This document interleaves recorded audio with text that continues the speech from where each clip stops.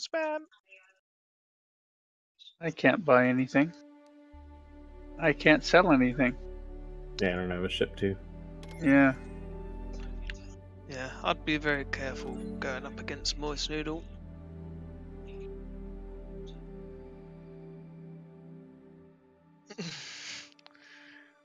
I bet you're all sitting there and I heard the call.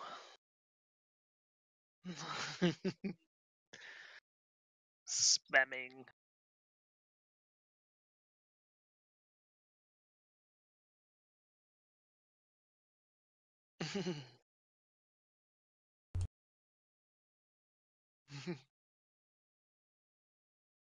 Spamming to Ooh, get in, but some guy left some clothes here. Can't even pick them up. Damn. I was trying to pick up the Coke can. Yeah. I love Lyra's service. It's so cool. Oh, a nice pair of shares there too.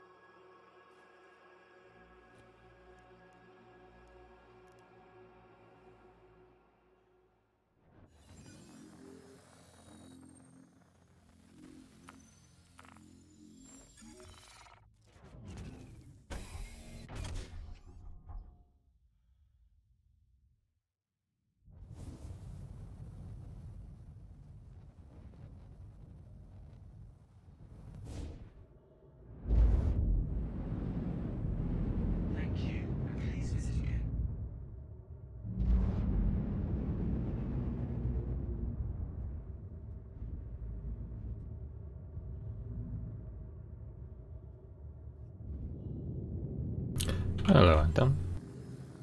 I am going, or I'm trying, to go to Hurston at the minute.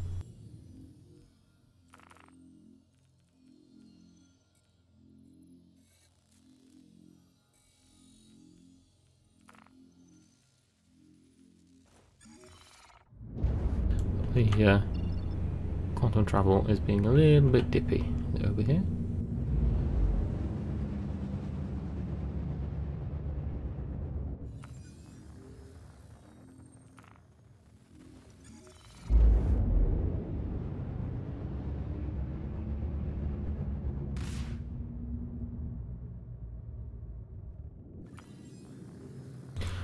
Thoughts on the new flight model? Well, it's a mixed bag of cats at the minute, isn't it? Some people really like it, some people really hate it. There's been some varying opinion on it. Me, I am kind of enjoying it. It gives it a bit more of a, like you can see here, the Constellation is very, very drifty. It gives it more of a sort of a flight simulator feel. Everything feels like, even though the controls feel kind of counterintuitive on a keyboard and mouse, it's it makes sense when you think about it and you sort of start to use it. I mean, I'm still getting used to it, but at the end of the day, I like how it feels. This game at the minute, or rather this server, really does not want me to leave Yela.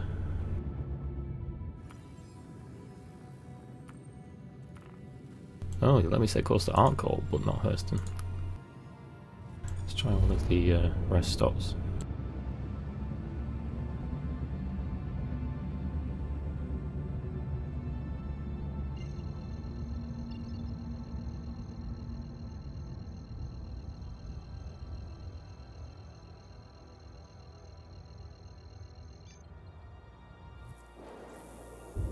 What do you mean when you say the auto drive?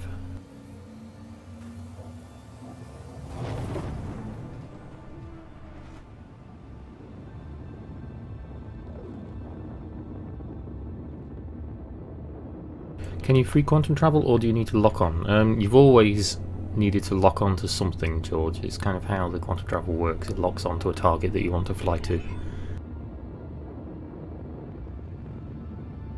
You can cut the quantum travel off in the journey if you want by turning off the ship's power, but you still have to have something to go towards.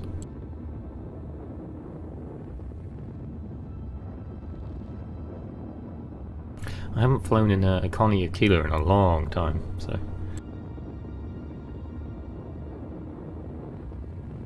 Yeah, I know how you mean. That takes a little while to get used to. You just have to get into the new habit of using the cruise control. And it's not so much about learning to use the cruise control, it's knowing when to turn the cruise control off and then use W.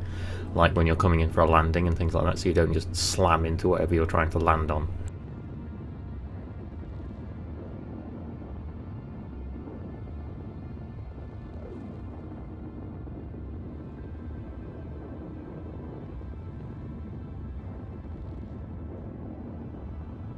So, plan for this little session is that I'm going to try and get some bits and bobs recorded for videos.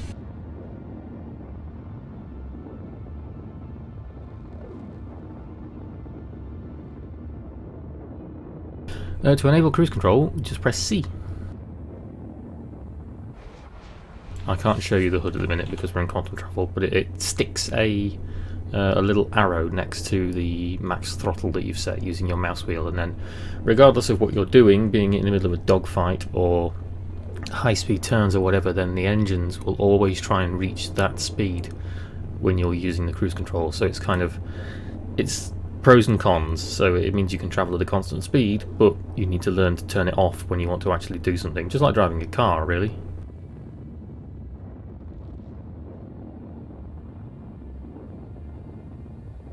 So what we're doing here is we're going to go to Hurston, and we're actually going to go to Lorville.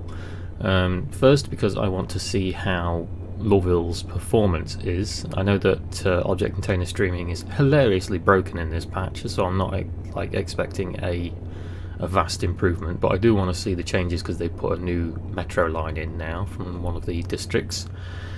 And the main reason we're going there is because I want to grab a reclaimer and see how long it takes to get the freaking thing into orbit, because I tried to do a video a couple of nights ago with the new flight model and landing a reclaimer at Hurston. I didn't land it in Lawville, but I was trying to land it outside the city, and I got about halfway down, I would say, so I was about 12,000 meters up in the air still trying to land, and then the server 30k'd and died, so it was a bit of a pain in the bum.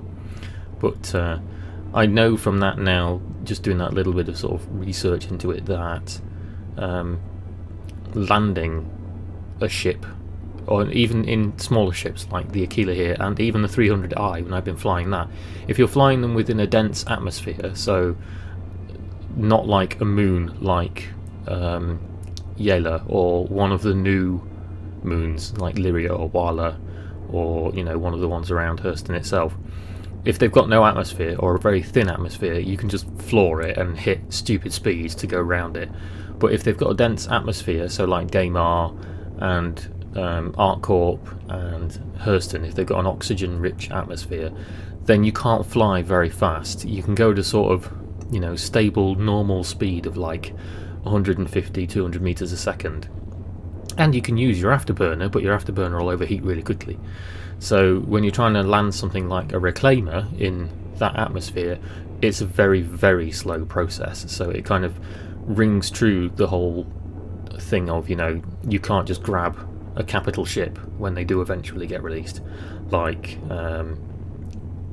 you know, say an Idris or even a Javelin, or the Drake one, which I can't remember the name of, which is a brain fart. Trying to land those on a planet is going to be a long process and could make your ship vulnerable, you know, which is why you need a crew and protection.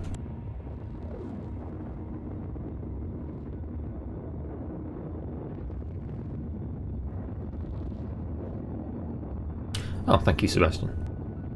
Yes, the tram around ArcCorp, at the minute in this patch, you can't survive the trains in ArcCorp unless you sit in the ArcCorp,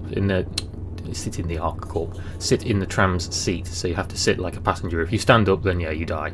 You just instantly die.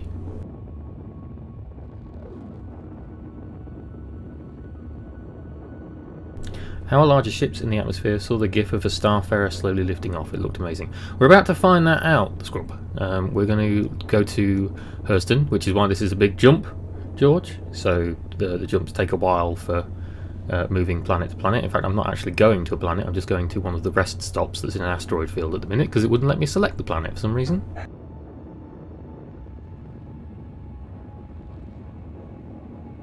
And then we're going to go to Hurston, and we're going to land in the spaceport there. And Hurston's spaceport has a big enough hangar that can support a reclaimer. And then we're going to try and take it off and see how long it takes to get outside the atmosphere. Fagel Flying, hope you said your name right. No, we don't have the orbital station at the minute, so you can't do like the 0G walk just in the sort of low orbit. Not yet.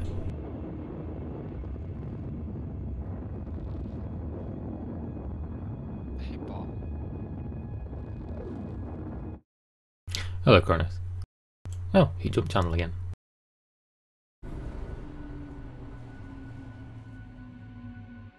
And here we go. Here's one of the rest stops. If you've not seen a rest stop, then I'll just do a quick fly past.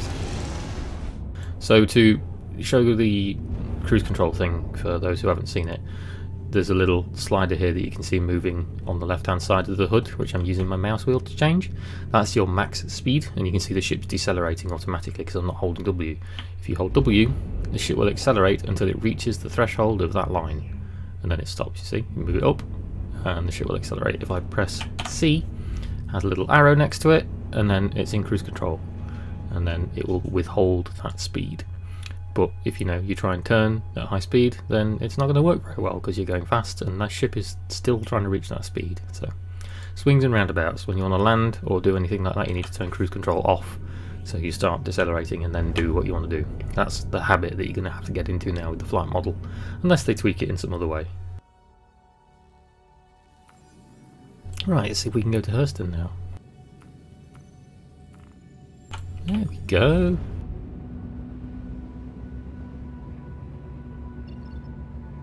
You can see when I'm travelling at 500 meters a second, this thing just drifts. It's just going sideways. It's like it's flying in decoupled mode.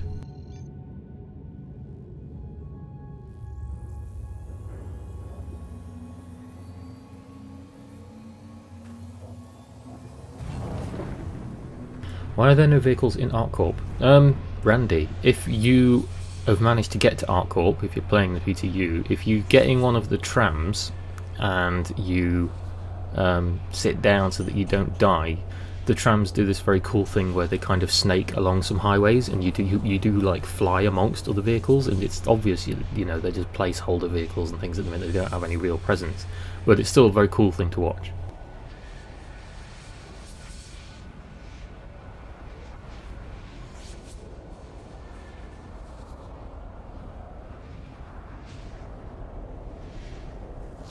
When you say about the cities looking dead, is because everywhere that we can go in ArcCorp at the minute, so in ArcCorp Plaza, the actual plaza isn't at ground level. ArcCorp Plaza, where you can see the big giant orby spinning geary thing, is actually really high up, like halfway up a skyscraper.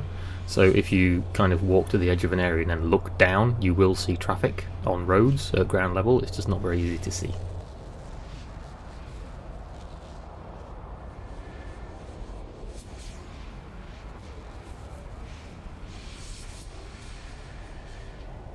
If you mean like when you're flying towards cities and stuff, yeah, you have a point. There's kind of, you know, there's not a lot going on at the minute, but it could be something that they are going to add in eventually. Could take a long time.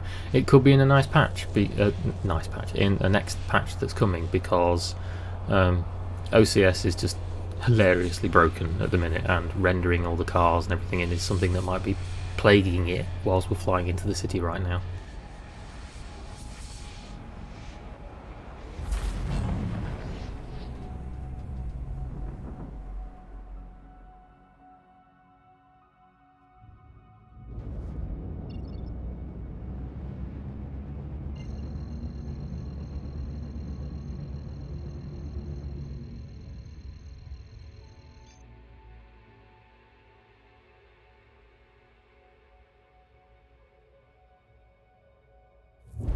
What aspect of 3.5 am I most excited for? In fairness, because I had kind of been on a hiatus from Star Citizen, not done much, so I didn't burn out on the game, I'm enjoying everything. I always do when they drop patches. I really like the 300i. I know I still need to do a video on it, and I'm lacking behind in that regard because I've just been doing lots and lots of other things in the alpha. But yeah, the 300i update is brilliant. 300i is a lovely thing to fly now, even though there's a couple of bits and bobs about it I don't like. Flight model's fun. Flight model's good, but it's... I would say that my opinion on the flight model isn't really going to resonate as much as people like Nubifier and Board, because they are more combat pilot orientated. I will forever say that on this channel I'm not really a combat pilot. I can do combat and I think I'm decent at it, but it's not going to be my kind of mainstay within this game. And you know, people have been making comments saying it's like jousting, and the circle strafe thing has come to an end now, because you just can't do that, which is good, because that was all fights were descending into. But now it's more like a kind of jousting and sort of World War II theatre combat.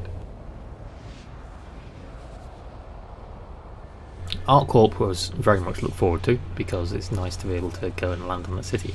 In the video that I did, I was one of the people who was plagued with very low frame rates. Some people have been to ArcCorp and they've got fantastic frame rates. It all depends on the server you're on at the minute, because the object container streaming is broken.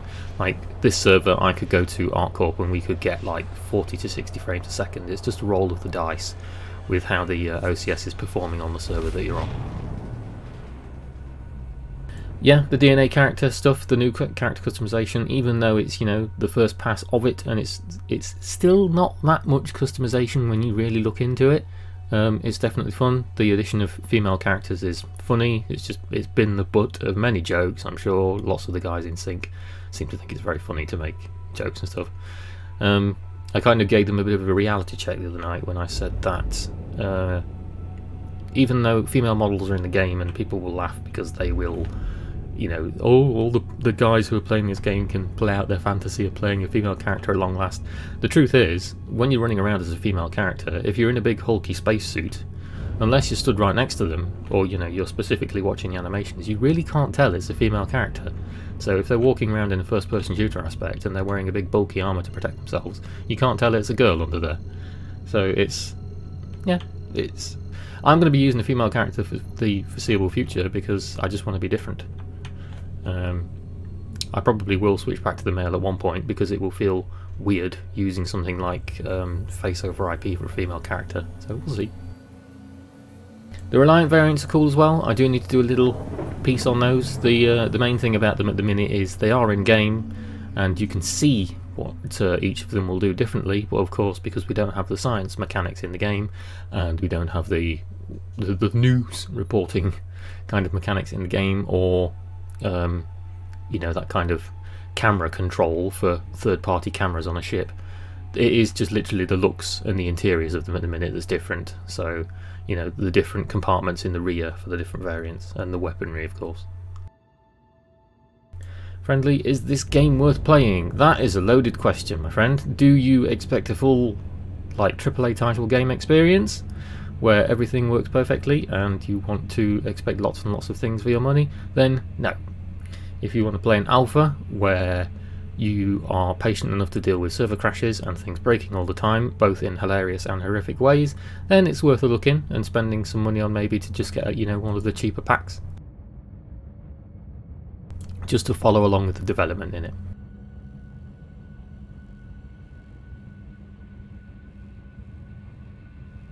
So going back to what I was saying earlier on about flight in atmosphere, see that Hurston has a very, very dense atmosphere because it's an oxygen rich atmosphere, and even though my max throttle thing here is way, way, way, way high, I'm only doing 200 meters a second. If I hold left shift down and use the afterburner, you can see that that changes. So that will now shoot up to what the Constellation can handle in with its, you know, airframe in this atmosphere. But very soon my afterburners are going to overheat and cut off, and then I won't have a lot of thrust left. So that just kind of showcases that you can't just go hell for leather in atmospheres with the new flight model as well. AAA games don't work perfectly either. No, Upside Down, you are very correct. I've been watching some of the controversy around Anthem lately. I have not played Anthem, I didn't pick it up. My brother did, I called him an idiot for it, and yeah, it's just been funny to watch.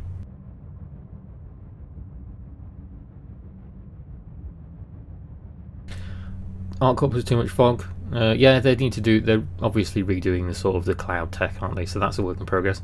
The bit about you've put about it looks repetitive and blocky. That's because the LOD models, the level of depth models for ArcCorp, are nowhere near finished. I don't know if they are finished and they just haven't put them in the PTU yet, because the PTU always excludes lots of things that aren't in the live build. I don't know, so we'll have to see if they put anything into the next builds that improves the level of depth rendering. So for the City Tech, I said in a comment, or it may have been on Reddit, it might have even been in Discord, that the video you can see of me flying into ArcCorp for the first time when I was in the 600i, the buildings and everything up close look fantastic and gorgeous and shiny and very Blade Runner, but if you looked into the distance, the rendering for the city lights was like Lego, because the level of depth models weren't in yet. So yeah, it does need improvement, but it's coming. It's just something we've got to wait for. Like I said in my gun video last night that I did for the FPS weapons, everything in the PTU is to be taken with a grain of salt, because it is the PTU and it will break and it's not finished and it's not ready even for the alpha build. So it's, you know, everything will change. Everything is subject to change.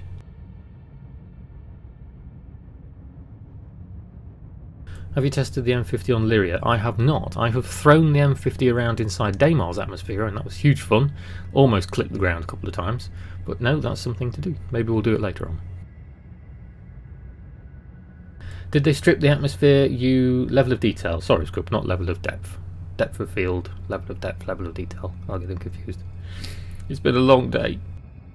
Did they strip the atmosphere? You quantum to 12k? No, the new quantum splining, so travelling around the planets with quantum travel dumps you lower in the atmosphere. You normally drop so that you're about 40 to 50 kilometers away from your target now, so that getting in to where you're trying to fly to doesn't take as long, because atmospheric flight has changed with the flight model.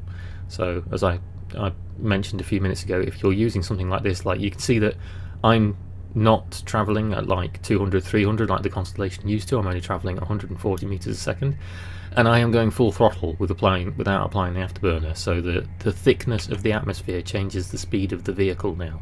So they make it a little bit easier to get to where you're going by shaving some of that travel time off through the atmosphere.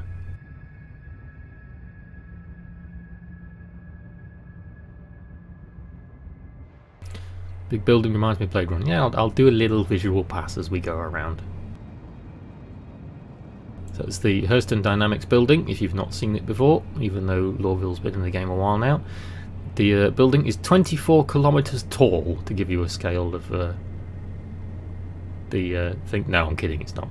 The building is 4 kilometers tall. The actual city of Lorville is 24 kilometers in diameter. So that building is about 1.5 to 2 miles high, so it's still a little bit crazy.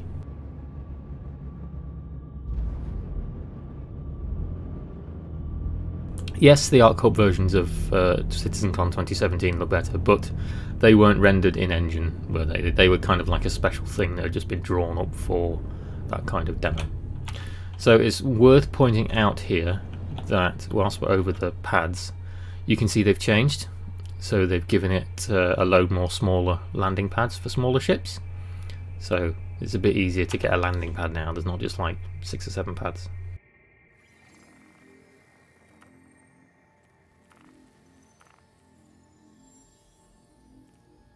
Do a smooth landing. I will try.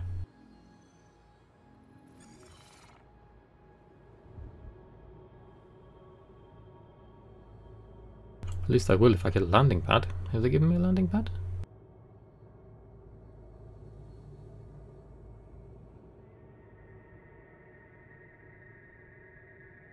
See how I'm sat still in the Constellation and it's hovering?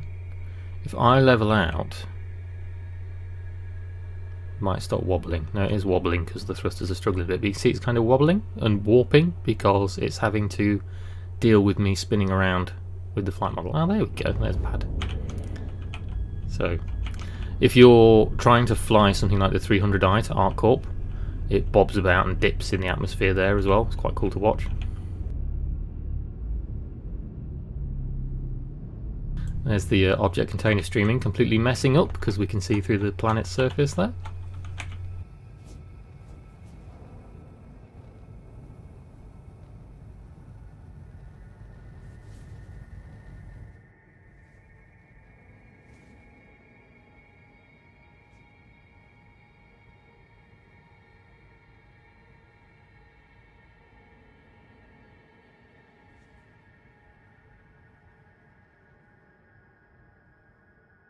There we go, I'll take that landing, considering I've not landed the Constellation in the new flight model yet.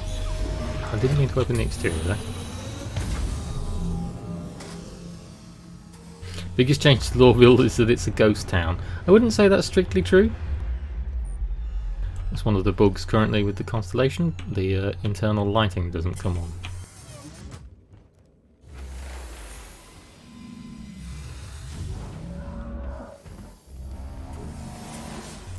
Oh, of course, I opened the exterior. I was like, why is my lift coming back up? Surely it should be taking me down. But I pressed the wrong button and then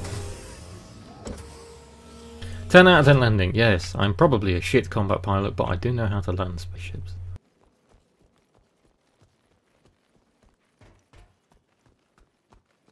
DP for the animation showing around the engines. It's not implemented for all of them yet. Some ships do it, like the 600i and the Starfarer, but when you're in the atmosphere and it's a dense atmosphere like Lorville, you can actually see the thrusters working like hell to keep the ships up in the air. It's quite a cool thing to watch now.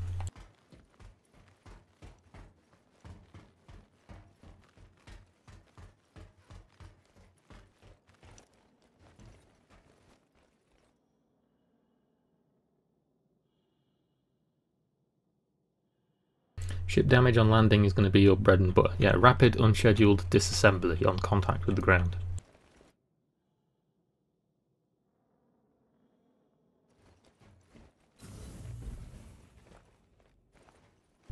I'm not losing my mind, am I? That door opened and then it was another door there. No, I'm not losing my mind. What the fuck? There we go. I wonder if that was more OCS shenanigans. I was thinking, I have slept today. I'm not losing sleep.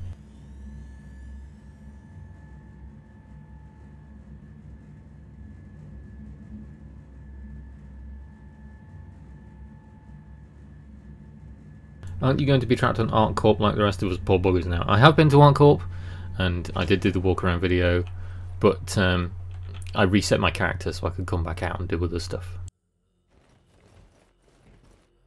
Hello? Can I get out?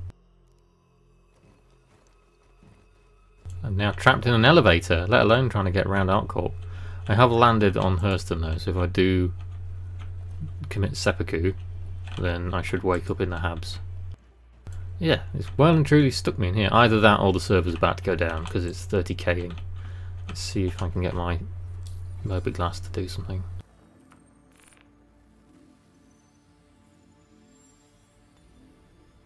Yeah, I think the server's going down. So, luckily we managed to get to Lawville before that happened. DP, yes, I did respond to your question about flight thrusters and things. So, it's not showing on all of the ships at the minute, mainly some of the bigger ones. But if you are hovering in an oxygen-rich atmosphere, like in a thick atmosphere, ships like the 600i and the Starfarer, so some of the larger ones, I know the Reclaimer doesn't do it in this build, you can actually see the thrusters on the bottom of the ships, or whatever you know kind of angle that you're orientated in, working like hell, so the manoeuvring thrusters to keep you in the air, as opposed to just letting it slam into the floor.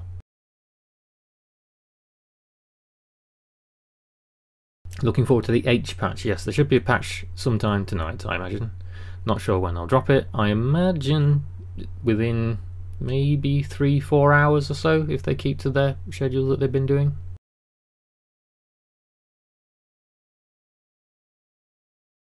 Yeah, like seeing things that, you know, you're saying that you can't see things even though they should be there. As I keep saying, this is PTU. Tons and tons and tons of little things to save on performance and so on such are turned off in the PTU builds. So things that you might normally expect to be there aren't. So you just have to wait and see if they turn them back on in builds later on. Like lots of engine thrusters and the M50, when I was flying it around Daymar the other day, looked like I was throwing an Airfix model around because it had no engine graphics at all. So you see that performance on this one is a little bit whack because I imagine OCS is buggered beyond all recognition. So they've definitely, yeah, you can see rendering in the area here, it's still not doing it properly. Object container streaming in this build is messed up.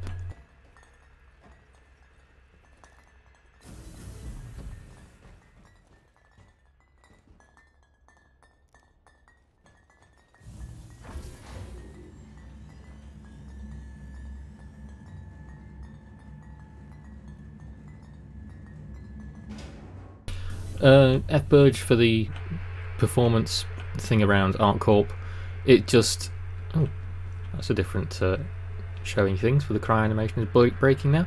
For the performance around Arc Corp, some people have been really lucky and had like 60 FPS, some people have had 30 FPS. I had like 5 when I went. It all just depends on the server and how the health of the server's doing and the object container streaming. Unfortunately, when I did my walk around, I had really low frames. It really is just a roll of the dice at the minute until they get the object container streaming dialed back in. That's another thing. I haven't been to Lawville yet, so I'm actually going to take a look around because I know there's new audio and they've done different passes, but I also want to go to the shop because I want to see what armour they've put in here. And if you saw the Arc Corp video or even looked at other people's Arc Corp footage, you can see that they've put camouflage coloured undersuits in, which is really cool. So you can get like the pictures I've done where my woman was running around and she got like red and black and grey camo gear on, so it was quite cool. I'm wondering if they've changed anything about Lorville's suits. So I know they've done the MacFlex armour, which is Lorville's armour. Someone just subscribed. I just heard General Kenobi. What armour am I using at the minute? I am using one of the new RSI flight suits from my lovely lady here, and as you can see it's a red one, and then I've got the Venture armour, but the, oh there you go, there's a good thing of object container streaming breaking. So I've purposefully mismatched the armour I've got on here, so she's got the completely red helmet on, although you can get a white helmet with a red tint on it. She's got the white armour that's got a red tint on it, and then on the legs she's got the red and black armour, but again you can get white armour with a red tint, like the arms and chest piece there. So you can choose lots and lots and lots of different armour pieces now, just to personalise that look. So the mannequins aren't working, so all the NPCs are staring at nothing, but if we jump in here we should be able to see what they've got. Clothing. So this is the clothing. Where's the oh, I'm looking on the wrong terminal, aren't I? Or am I? I know I'm not being a Burke. I know there is armour selection terminals, unless they've not put them in yet. Huh. Because that's a Saber terminal, which is clothing. Interesting. Maybe they've not added it to Hurston yet.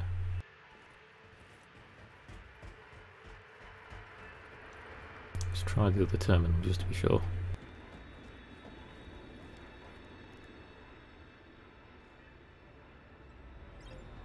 No, so they've not added armour back into Lorville yet. So that's a bit of a shame, so they haven't done that armour there. But if you go to Olisar, you can buy the MacFlex armour, which is the like the Hurston security armour, so it's what these dudes are wearing. He's got some heavy stuff on. So yeah, this light armour stuff here. So the MacFlex armour, he's got heavy armour on. And you can buy it in like all colours of the rainbow, like orange, yellow, pink, white. So you can really personalise your armour now.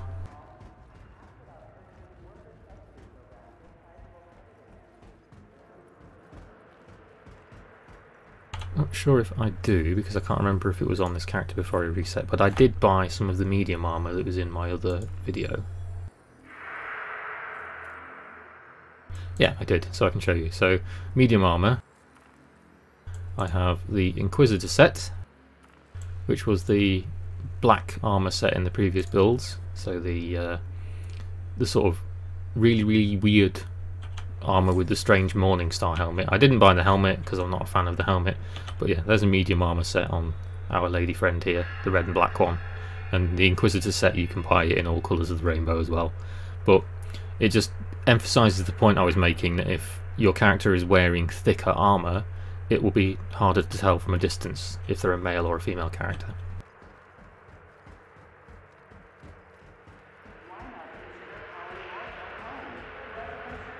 Sirius, just been saying on stream about object container streaming in this build. Object container streaming is fucked in this build, so performance is low in like busy areas. I can probably spin around fast at some point and have half the city rendering before I manage to turn around. So yeah, it's a roll of the dice on the server that you're on as to what the frame rate is in populated areas at the minute. The other night I went to Levski when I picked up the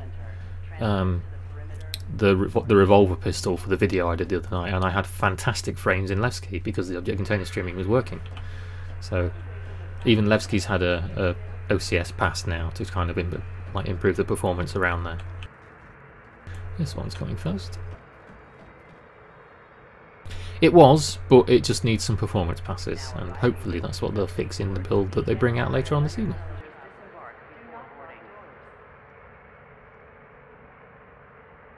ArcCorp seems to be the last new location update. No, there's still Microtech, which is the last planet in the Stanton system, and Microtech's going to be very pretty. It's going to be like Space Canada, lots of snowy vistas and conifers and things like that. But yeah, then that will be the last sort of planet update for a while, because they will work on fleshing out what we have in this system as well as beginning work on the next system. But that requires things like jump gates, so little baby steps first.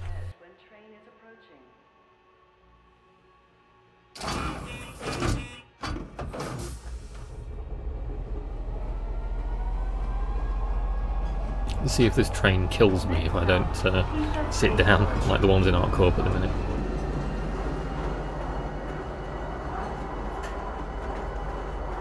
If you haven't seen Lawfield before, this is the train system. So this takes you from the habitation area to the spaceport. It's separated by about 10k of random city. Crusader, they still need to add like the Bespin Cloud City, don't they? And I honestly cannot tell where that is on the roadmap. I'm not even sure if it's on it. So, like I said, that's another thing they need to flesh out.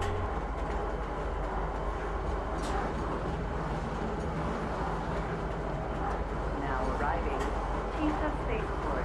Please watch your step when disembarking the train.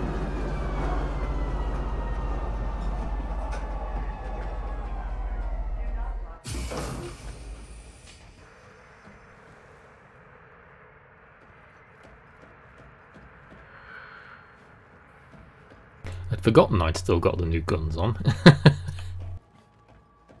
So, this is the new thing, because I instantly realised that this is different. As you can see now, they've added different lines in, so that one will take you to the business district, and this one continues to the spaceport. So they've added a new line in to get to the business district properly, so you don't have to do it from the Leavesden Square station anymore.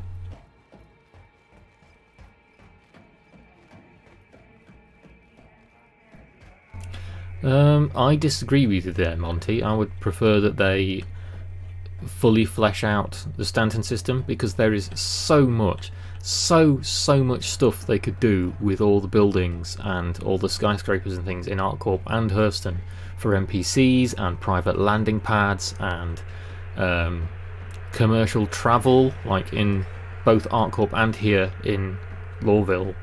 There's commercial travel, so, you know, like buses, but they're not buses, they're spaceships. So there is tons and tons and tons of stuff they can still put in before they start working on new systems.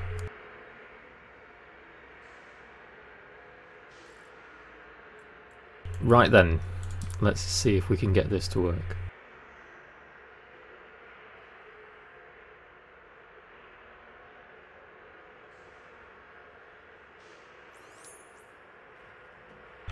Hangar 1.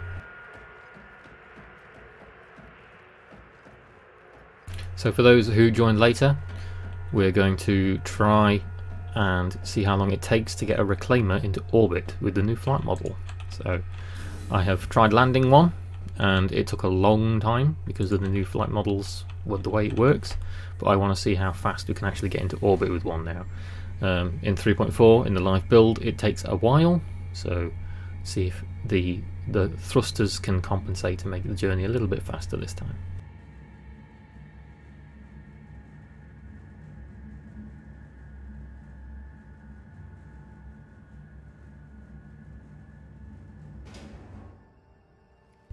Yeah, I figured people might like to watch this as I do it.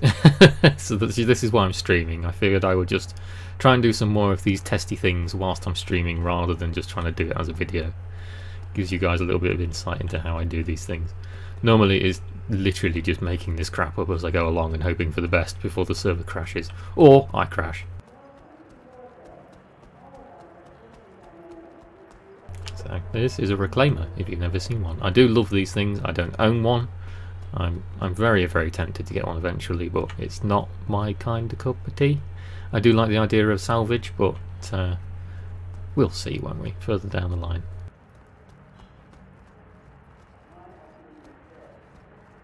I'm not using the personnel lift next to the cockpit because I don't think that one's working at the minute in this build.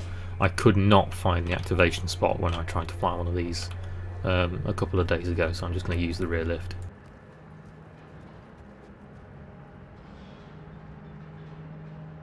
You can't turn off the nav markers in the HUD at the minute, no. The female HUD, as it is already broken and bugged, because you can see that, or rather you cannot see, that she doesn't have indicators for, you know, her pulse and oxygen and things like that, so...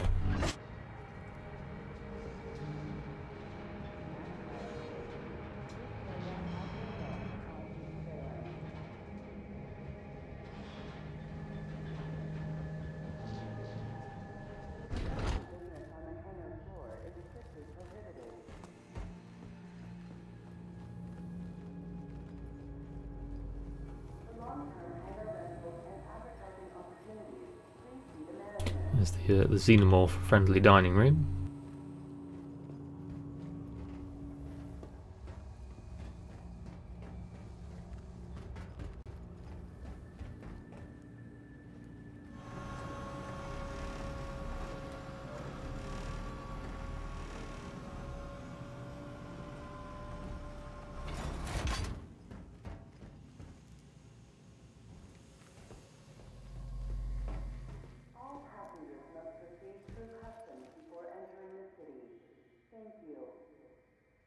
Some sounds missing there, so they obviously need to put those back in.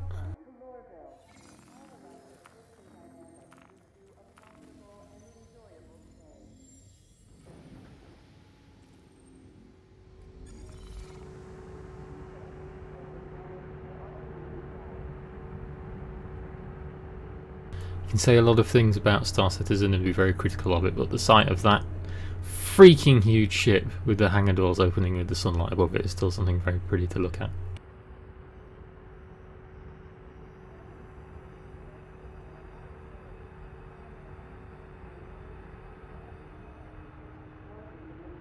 One thing I have noticed is that the thrusters to get off the ground work a lot faster now, so you can see that that got off the ground a lot quicker. Ooh dear, that's not good.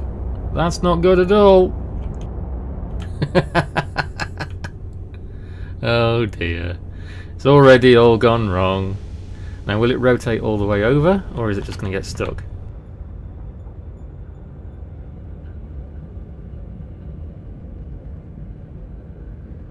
Oh, come on, you can do it. There we go. Recovered like a pro. I just barrel rolled a reclaimer on the ground and probably destroyed half of Tisa Spaceport, but we got it to go.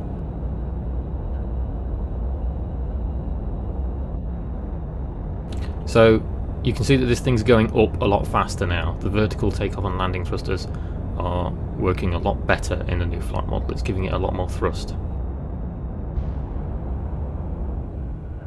Now someone did a test with the Starfarer and they were able to point this thing up at quite a high, like 40-degree angle and get it to work. I don't think it would do the same with the Reclaimer, but we'll have a go in a minute. I just want to kind of get out of the city limits so we don't hit a no-fly zone and explode.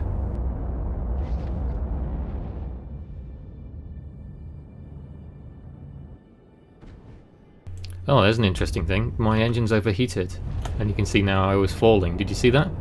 The engine's cut out because the thrusters overheated and it started to lose altitude.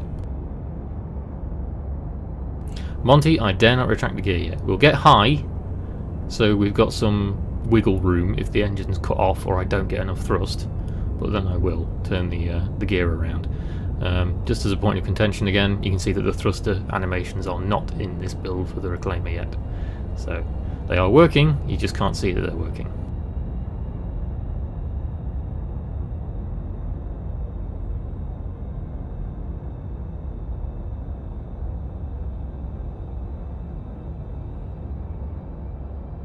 There's a lovely shadow bug that I always seem to get. I don't know if anyone else gets that.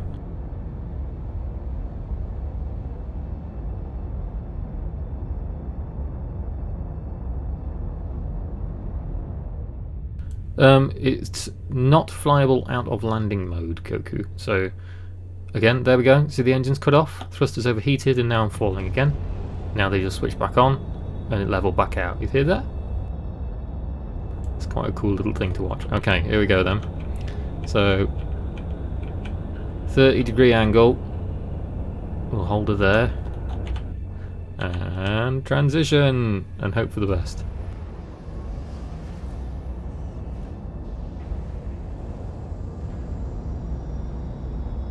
Oh, it's moving forward. It's moving forward. Now it's going down. You can see the dust coming past. This thing is losing altitude. Yeah. That's, oh no, the engines are cut off, that's why. There we go. It's kind of managing sort of level flight. It's not really going up at this point. No, in fact it's still falling. I'll use the afterburner and you can see that even that is barely helping in this mode. Engines cut off again because they overheated. Re-engaged. Altitude still falling. I'll use the afterburner just to try and give it a little bit of a kick, and the engine's overheated. So you can see it's not very successful at the minute. So we'll turn the landing gear back around before I end up destroying hapless citizens, scaring the shit out of them. So yeah, big ships are not meant to fly in atmospheres, not like a normal spaceship anyway. So we'll level it out a bit so we get a bit more thrust going up. It could be that when I'm higher in the atmosphere, we can indeed turn the engines on so that they're in the normal flight mode, and it flies a lot better, but we have to get higher to figure it out.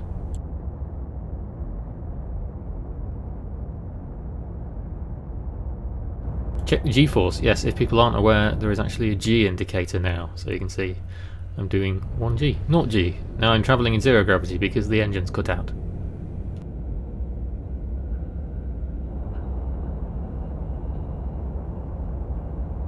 If I just stop, just to show you, and you can see the dust particles have stopped. So I'm not using any thrusters at the minute. I'm not moving the ship. I'm just letting it hold in a stable hover. And even though you can't see the animation, because the thrust animations aren't there, you can see that the ship is indeed hovering and it's managing to hold itself in a stable hover. So this thing won't slam into the floor if you hold still. But you just have to be aware that, you know, it does weigh 50,000 tons, and it's not meant for atmospheric flight. It's meant to be used in space.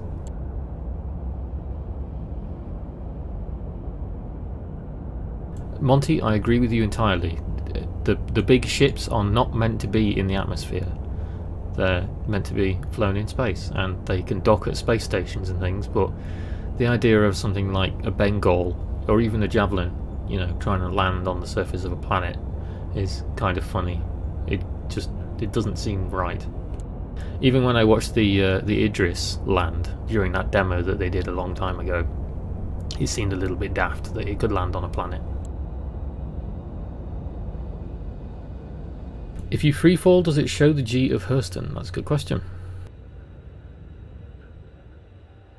We are falling, and you can see it was doing 0.2 G. The engines are cut off because there we go, now the engines are rebalanced. You can see it's gone to 0 G. So yeah, you do have a G indicator if you start falling.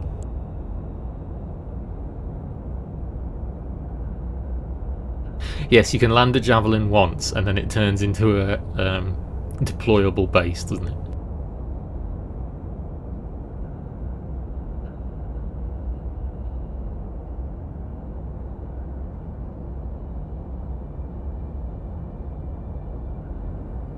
Something to take away from this as well is you can see that getting this thing into the atmosphere is hard work. Landing is just as much of a problem as well. I have tried to land one of these previously just outside the city here, and it does take a long time because it cannot move very fast within the atmosphere now because it has to do it in VTOL mode. So it's big ships, they will work, but they are not meant to be used within atmosphere. Is the hard surface shader in this patch? Good question. I don't actually know. There are some areas where I've noticed like the fidelity of certain areas that are working, and then in certain areas the lighting is awful and it really doesn't work. Like there's some screenshots I took of my character in Art Corps alleys the other night, and the face just looks like it's made out of plasticine as opposed to a high detailed model with like freckles and things. So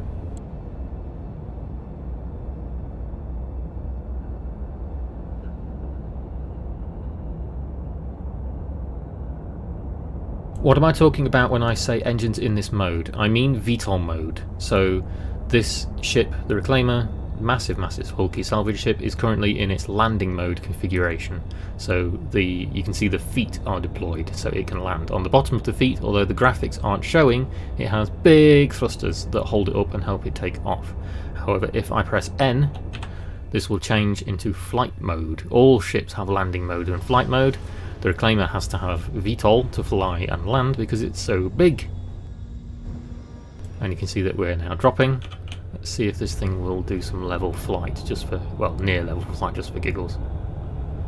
So I am moving at 80 meters a second. You can see the little indicator is trying so hard to rise there, but this thing just will not gain altitude in this mode. It has to use VTOL, and now I'm gradually dropping like a stone, so I'm going to have to transition back if we ever want to leave this planet. So press N again, back into landing mode, and you'll see that the feet redeploy.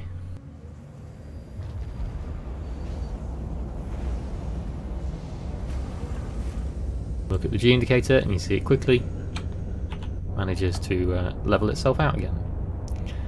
That's the difference between the two modes.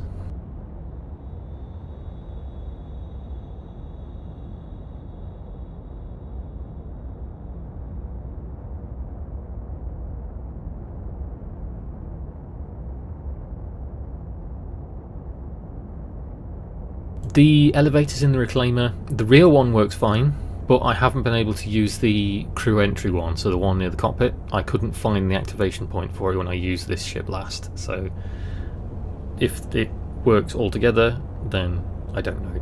I haven't managed to do extended testing with this thing because it takes so long to land in areas and fly around areas that the server normally 30Ks and shuts down before I manage to get anywhere useful, so something I haven't tested yet.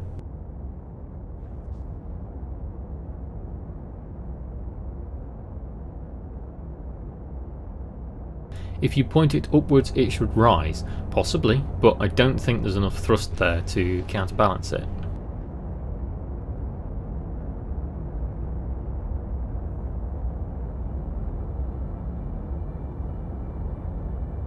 Aren't the pistons like the suspension?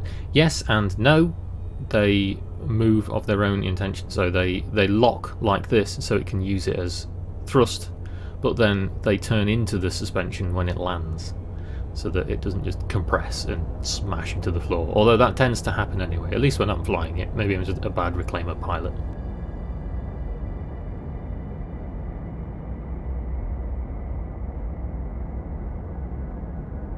I'm sure they added a noticeable button for crew entry. If that's the case, that will be a godsend. I'll have to try and see if I can find it later on.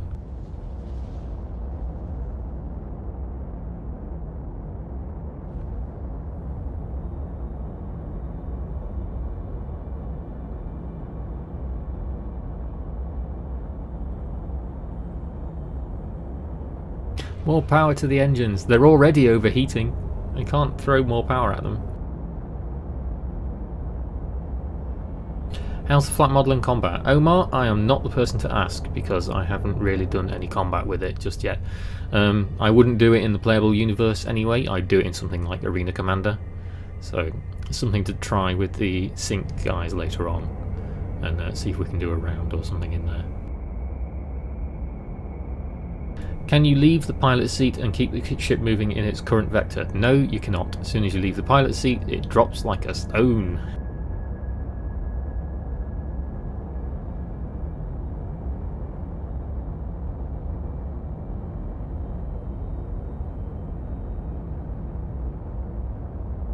Shouldn't ship-based terminals tell you that when you fly a ship close to the planet, it won't escape the planet?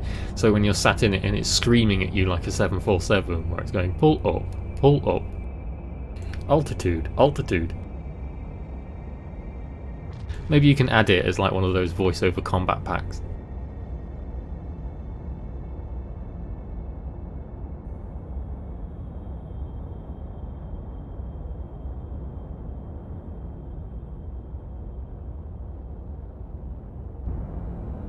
Okay, I feel we're high enough to give this a go now. So I'm rotating the engines. We're going to do the space shuttle thing and see if this works.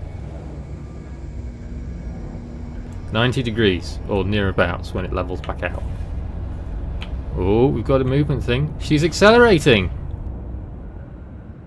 She's doing it, Captain! It's slowly. Oh, engine's overheated.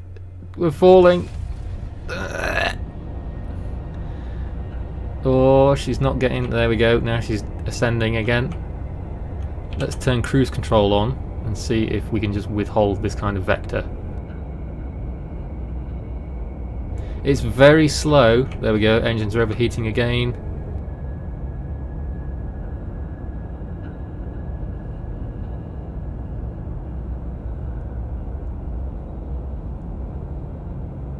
64 meters a second. We are still rising.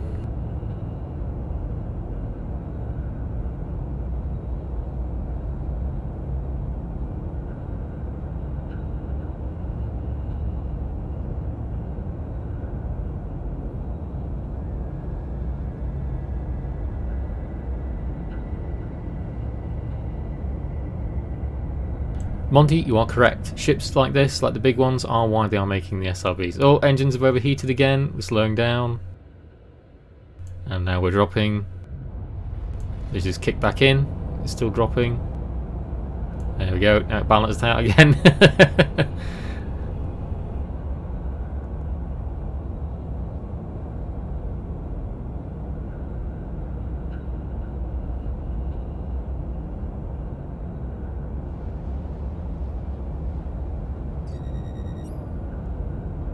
There we go, giving some more power to the engines, as everyone kept saying.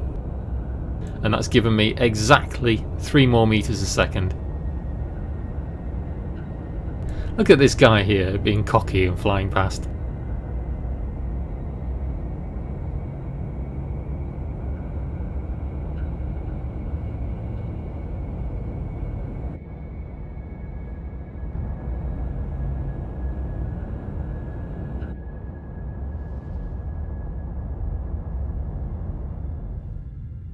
Engines cut off again.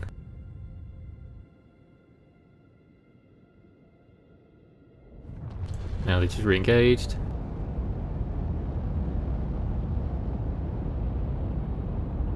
Yeah, Dasel is right in that the engine cooling at the minute is a known problem, and the engines on everything do overheat a lot faster than they are meant to at the minute. So whilst this is really funny to watch this thing sort of skip and hop its way into the atmosphere, this is going to be changed within the next few builds. So don't take this as a final version by any stretch of the imagination. Have you turned off the shields yet? No, because I've diverted most of the power to the engines anyway, and the shields are just non-consequential at the minute for now anyway.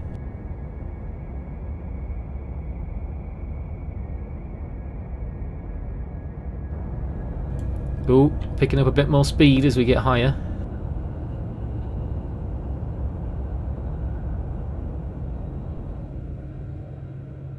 Engines cut off again.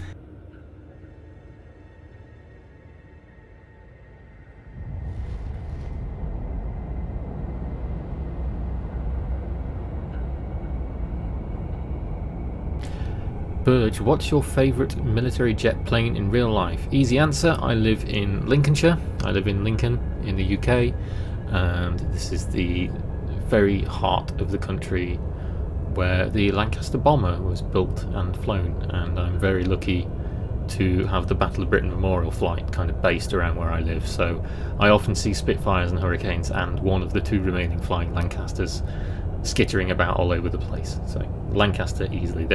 You can show me all of your engines in the world, so your Ferraris and your Lamborghinis and whatever American muscle cars, even some jet engines. Nothing will beat the sound of a Merlin engine from a Lancaster or a Spitfire starting up. Not in my view anyway.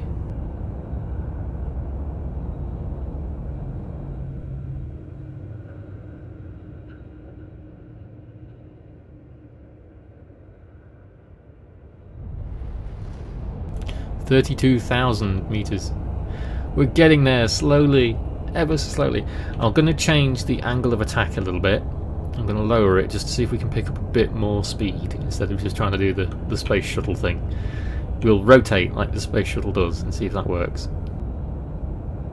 And you can see the attitude indicator is dropping now because we've not gone straight up.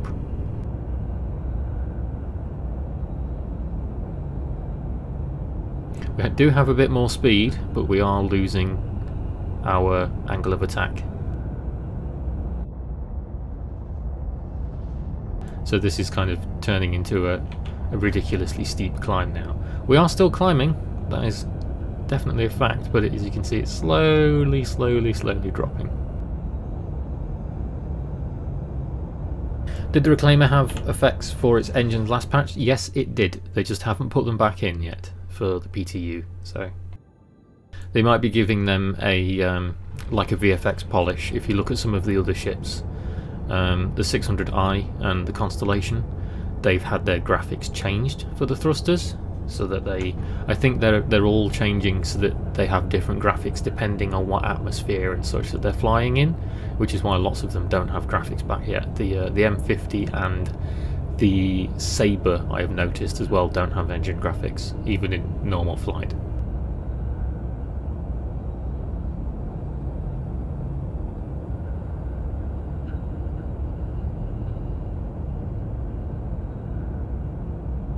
We're still climbing, it's still going up. The attitude level indicator's kind of balanced itself out now. It's going at about a 50-degree angle, so even though we're pointed at 75, we're losing a lot of that angle of attack. And the engine is still cutting off. I wonder if when it recatches it will level back out. Yeah, so you can see it is still climbing and it is balancing to a point now where I'm having to point it in a certain direction to go in another. It's a shame we can't see the engine contrails, because you'd be able to tell that a lot better there.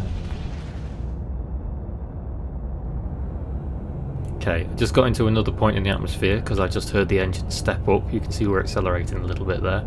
I'm going to put the throttle up so we can try and max it as much as we can. Can I quantum travel yet? I don't know. Potentially. I don't want to try it because when I've tried quantum travelling, or quantum splining around planets rather, there's a bug at the minute where it doesn't rotate you around the planet and it tries to fly you through the planet. And as you can imagine, flying through a planet doesn't really work.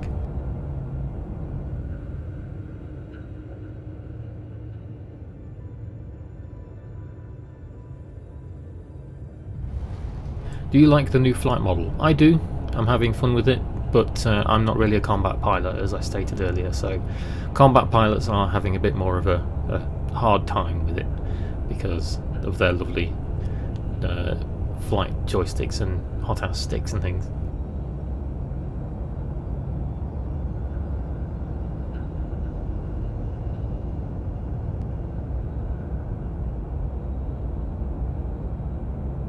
$55,000 meters.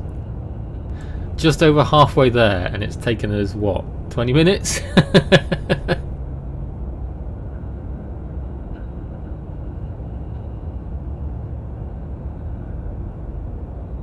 We are picking up speed, so it is slowly getting faster and faster as we leave, and the air gets thinner. I'm going to hold left shift and just show you the afterburner to see if we could... Oh, well, I would do if the engine wouldn't cut out because it overheated. I'll wait till it kicks back in, and then I will use the afterburner.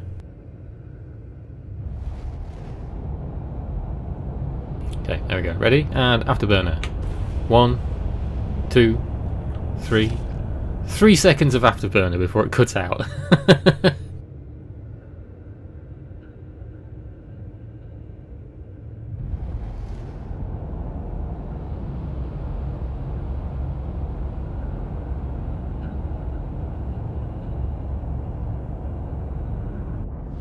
Ooh, contrails. We have contrails. So there you go. That shows the weird angle that we're using to escape the atmosphere now.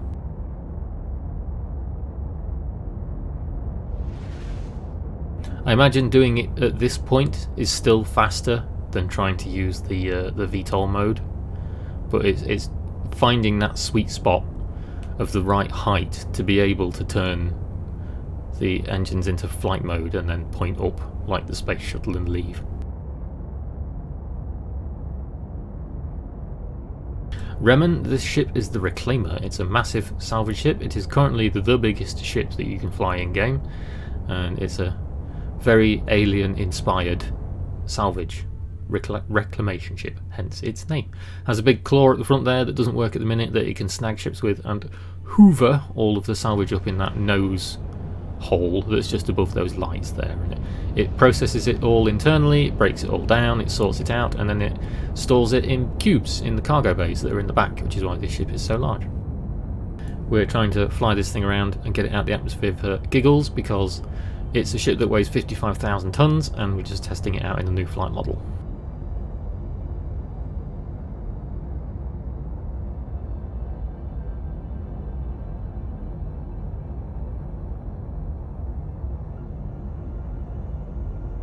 I don't know if we can quantum travel whilst we're still in the atmosphere with this flight model. I'm not going to test it because this test is to see how long it gets out of the atmosphere with the reclaimer. Speaking of, we're almost there, so we're not far off. 95,000. There we go. You see the contrail disappeared as the air finally thinned out. 98. 99. 100,000, and there's the atmosphere gone. That took about half an hour. So you see, ship is finally snagging that lovely lack of gravity and accelerating away.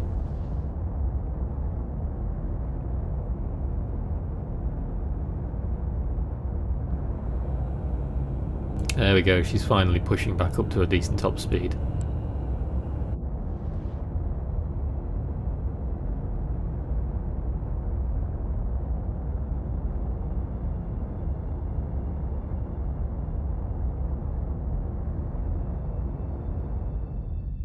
There we go, and she's at max speed. Well, what she can do anyway, but as you can see, still says things are overheating. Now they've cooled down. That was fun! There's Lawville back in the background there. So it does work, but it just takes time like before. So big ships, new flight model, just expect to have to spend a bit more time going in and out of planetary areas. I imagine trying to land this at something like ArcCorp is going to be very hard because of how specific the landing pads are at Area 18. You know, around somewhere like Hurston it's fine because you've got tons and tons of open plains to land on if you miss the city, or you need to land early because thrusters are cutting out or damaged or whatever. But ArcCorp has lots of no-fly zones, so very problematic if things don't go right.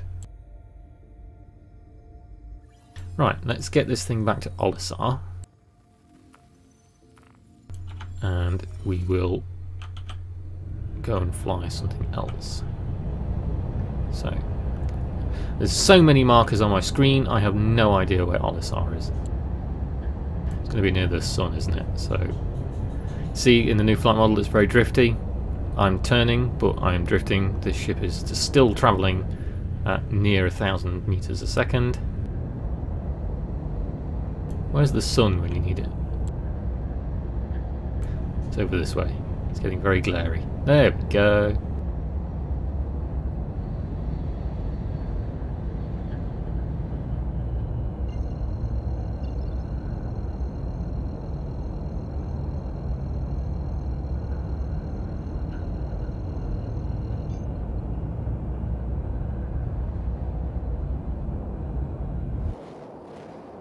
There's a cool thing that I just noted there that I've been watching for a while.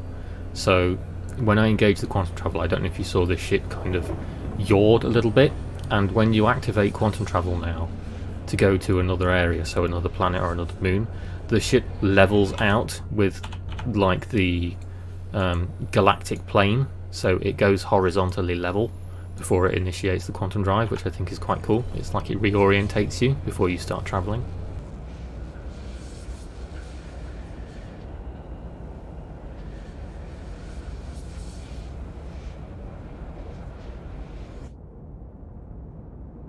There we go. Big, beautiful, majestic beast. I have missed flying this thing. I imagine I'm going to be like a lot of people where I will just get bored trying to get this thing in and out of a planetary atmosphere. It is not meant to land on planets. It's a spacefaring ship.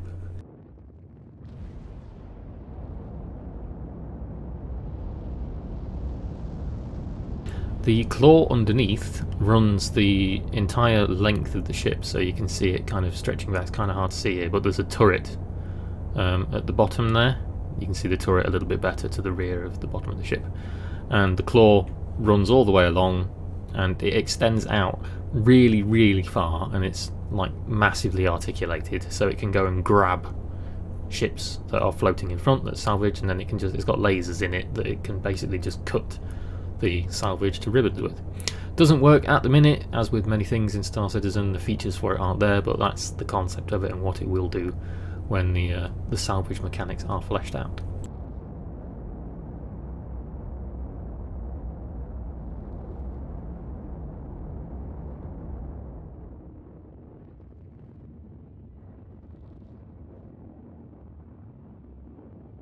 And for the claw, you have this seat here, which is the pilot, and then the dude who sits over there on the left hand side of the bubble, which is on the front of the ship. Just there is the claw operator's chair.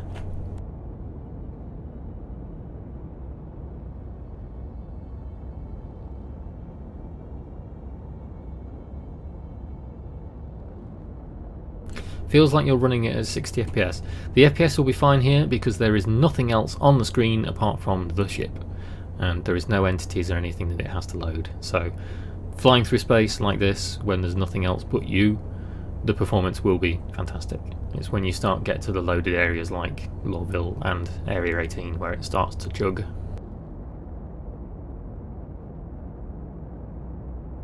Yeah, Area 18 is a bit slow, but as I've stated many times so far on stream, object container streaming is fucked in this patch, and it's a roll of the dice as to whether you get good frames or not when you're in Aopoa at the minute. That could all change in a few hours, because I imagine CIG is working on another build. Just have to see if they greenlight another build to go out tonight. Kind of hoping they do, because I would like to be able to leave Aopoa and get some footage of that as well. I want to be able to land and get some lovely camouflage undersuits for my lady character, and then run around and do videos in those, because I like those camo undersuits.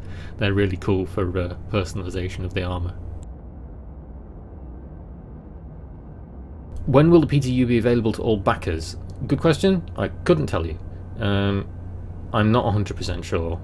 It's very, very close to the end of March now. Let's face it, this client is due to go live at the end of the month, so in like 3-4 days.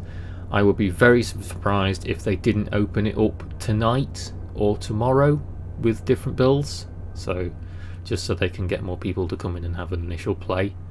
But I'm hoping tonight that they fix lots of the issues that have been plaguing this patch down, so object container streaming breaking, which if they fix the object container streaming, that will fix a lot of the performance issues, so they don't need to worry so much about making area 18 at Aopoa perfect. But if they get those issues fixed, then they can just work on the little niggly things like the thruster animations. Take you for a tour. Have you not seen this spaceship before, Monty? Everyone must have seen the Reclaimer before. So these are gunner seats. You get gunners that can control the turrets, controlled remotely. In here you've got the very alien-esque area that is more remote turrets, but I think this is going to be more to do with salvage, because if you step back here, even though the lighting's bugging it a bit, you can see the salvage like chopper thingy, the grinder turning. That this is what destroys all the salvage and distributes it. Hello there. Hello there. Someone not subscribed, welcome to the madhouse.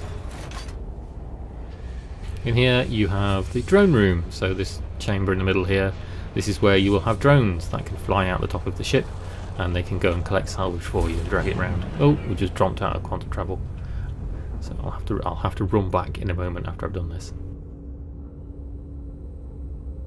Here is the mess hall, so this is the mess hall that's inspired by Alien. So I can't remember the name of the ship from Alien. I know someone will remember it. I'm not very good with it. Oh, we are at Crusader. Okay, that was quicker than I thought it would be. And then back here you've got things like crew quarters, so beds for crew, the window, you have a shower, not many showers, don't drop soap, just characters in Star Citizen are currently vampires because they don't have reflections. The Nostromo, that's the name of the ship, thank you very much. And Captain's got his own quarters. The captain's chair is missing. Something else they haven't put back into the PTU is the captain's chair from the Reclaimer. If I was the captain of the ship, I'd be pissed because someone's stolen my chair. And then he's got his own bedroom with his own toilet cubicle and everything.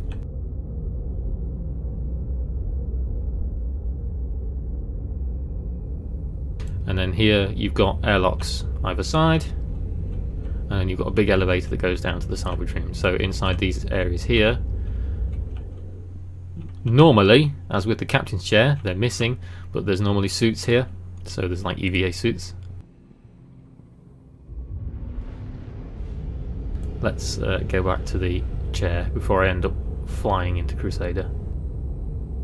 There are other decks, but this is the most interesting deck because it's the habitation deck. You've got a salvage storage room where the salvage that's been processed is stored, and then you've also got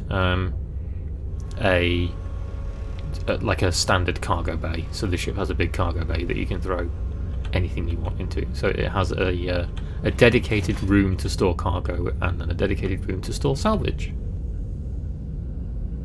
Hello there. Hello there.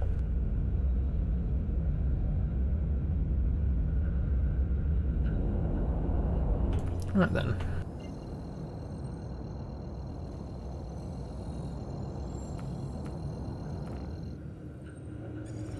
Let's make our way to Olisar.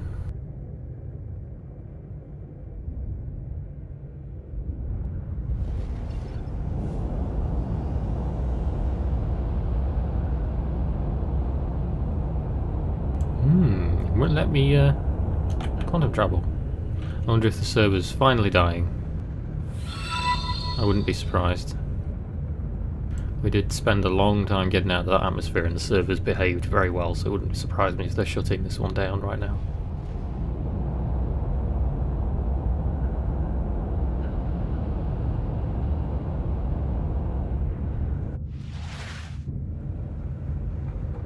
Oh no, there we go. Now we can travel. I wonder if the hood was just bugging.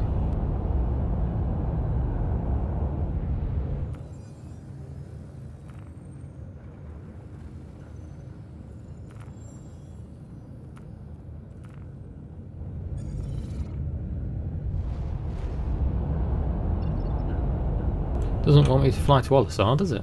Let's try one of the other areas.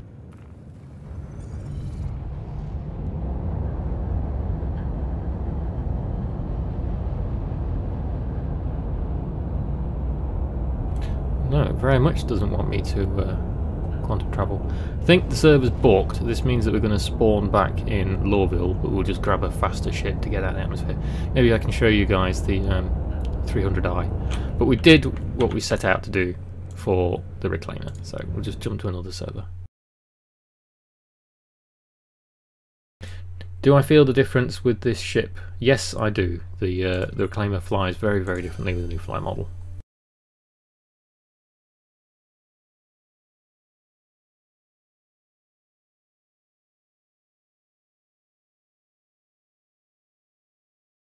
Oh, and my game crashed. Yeah, I think that server was definitely 30k then if it was giving me a game crash.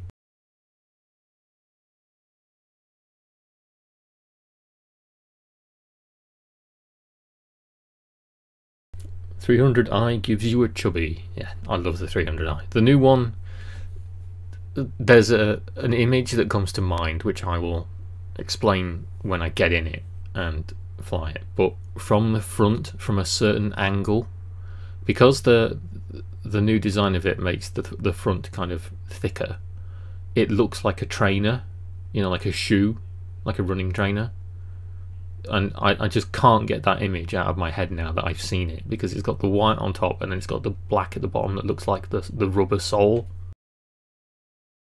You'll see what I mean. I'm just weird, but yeah.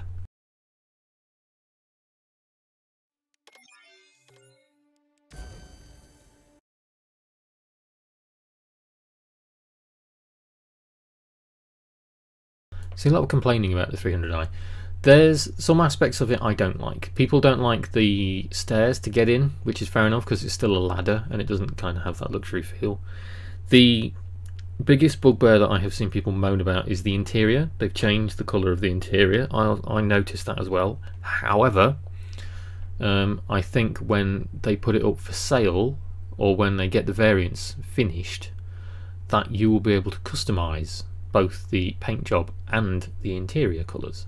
So it's not something, you know, that's going to, if it's bothering you immediately, then don't buy the ship straight away. Just wait, give it a bit longer until we get the variants and then see what they do with it. But the idea with the 300i is that they wanted to change how they sell the ships as concepts and things, and that you would be able to buy different variants of different colours. Give you an example of OCS breaking. Frame rate's really terrible and the habitation wasn't loading in.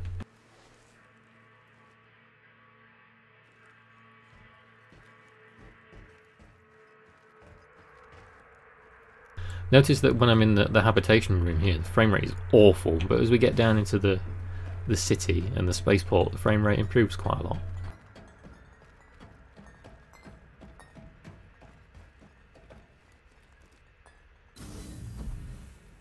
This is a brand new server because the lift's still here.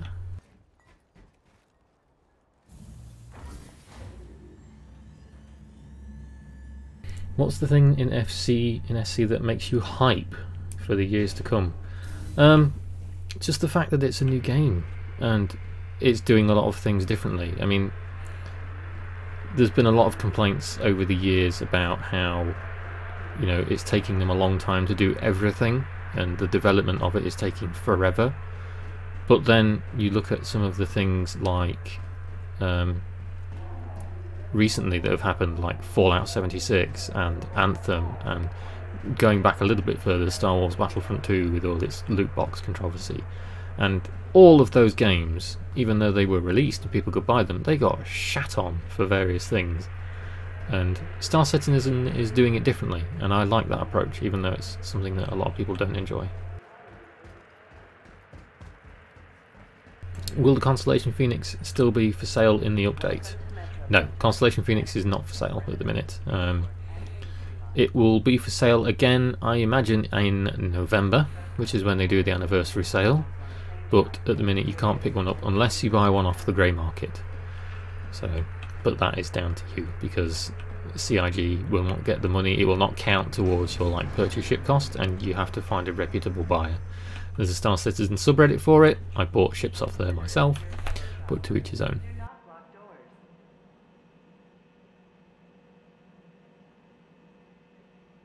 Elite Dangerous still hasn't got atmosphere landings and it's been out 5 years. Yeah, I played Elite Dangerous for a long time. I worked my way up to an Anaconda in that game, and then I flew it to the centre of the galaxy, so I went to Sagittarius A, and then flew back, and I kind of got bored of it because that was the extent of the exploration, wasn't it, at that point.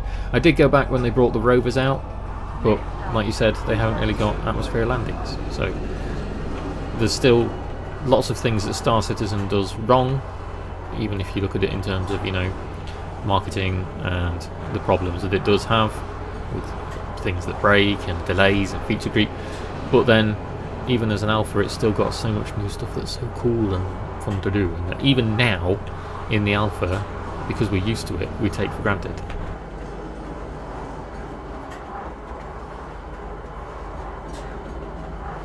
Elite Dangerous does have a lot more things in it now, you're very right. I haven't played it in a very long time. I imagine at some point I will revisit it, and the biggest video I have on this channel, long before I started doing Star Citizen McGubbins, and apart from the Minecraft Shibuzi stuff that I did with Jesse Cox and all that gang a long time ago, is an Elite Dangerous video of me landing on an impossible planet where everything breaks. It's got something like 200k views or something stupid like that.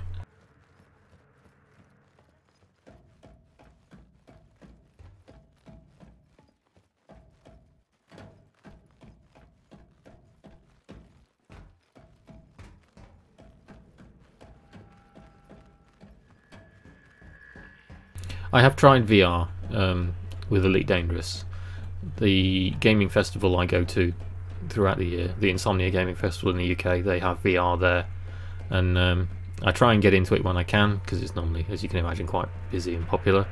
But yeah, I played things like Elite Dangerous and Fallout 4 and stuff in VR, and it's fun, it's gimmicky, and it has its little niche, you know, but it's not really for me. See if we can yank a 300i out of storage here.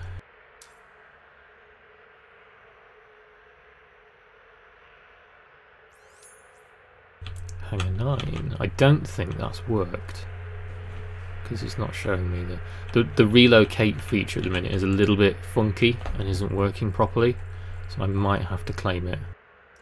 You can see it says unknown now.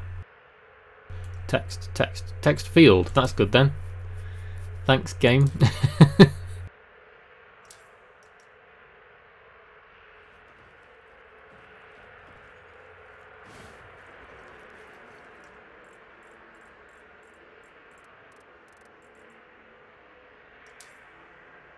Wonder if it's just because it's Hurston and they haven't done the ship claiming at Hurston yet. Never mind. Let's jump in something else. Let's jump in a Mako, so I can at least show you guys one of the new ships. We'll go to one of the whatchamacallits, the rest stops, and see if we can reclaim the origin there. I didn't even look what hangar that was in because I'm stupid.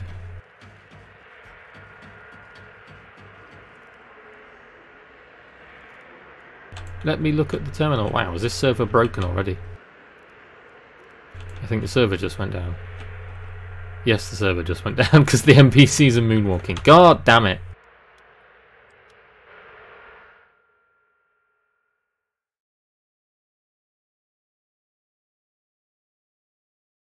Welcome to the PTU.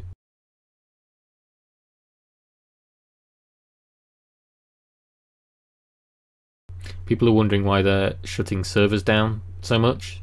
They aren't doing it just to piss people off. It's a genuine thing of testing. So you'll often get the lovely 30k error pop up, and that's when they're shutting the server down because they want to look at the logs and find out what's broken and what needs fixing. So they don't leave servers open on the PTU for a long time because they don't want huge logs to comb through and fix things. So it's just a fact of life you have to deal with when you mess about on the PTU.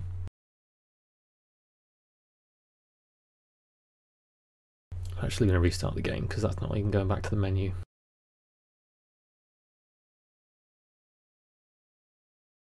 Are you currently in an organisation or taking part in events? I am in the organisation Synchronizers. These guys have been very good to me over the time that I've played with them, and I do lots of bits and bobs with them. I'm one of the officers in their exploration wing, so when things get going, hopefully that gameplay will grow a bit more.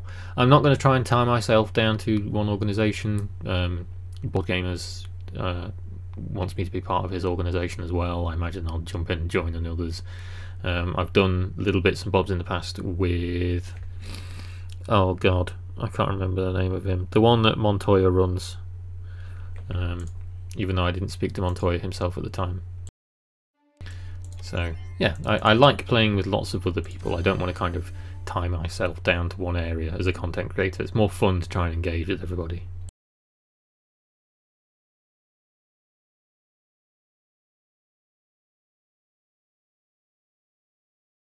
Have you flown the Sen, and if so, what are your thoughts? The Sen is the science one, isn't it? And yes, I have flown it. So there isn't a lot of difference between them at the minute, like gameplay wise, because they don't have the mechanics for, you know, the news van, and they don't have science mechanics. So the main difference is that, as funny as it sounds, the ones like the Mako and the Sen have less use in game right now, because if you just fly the original Reliant core, it has a cargo bay. If you fly the Sen or the Mako or the Tama, which is the military one, isn't it, then they don't have cargo bays, so you lose that current gameplay feature. So it's swings and roundabouts, but they all look very pretty. They all have updated landing gear now. They have different weapons. The Sen has got like a little science station in the back and beds. The Mako has a bed, and then it's got like a multi-screened kind of area where somebody can obviously do like a newscast from. So they're very cool in their own ways, but for what you can do with them in game right now, they're limited. And as you know, colourful as the paint jobs and things are, they don't have as much use in game as the base Reliant, because they don't have a cargo bay anymore if you pick the different variants. Test Squadron, yes, thank you very much. I have done a couple of bits with Test Squadron.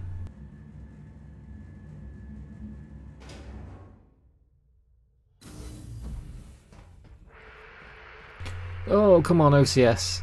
Fix yourself. It's like being on a crappy broken holodeck.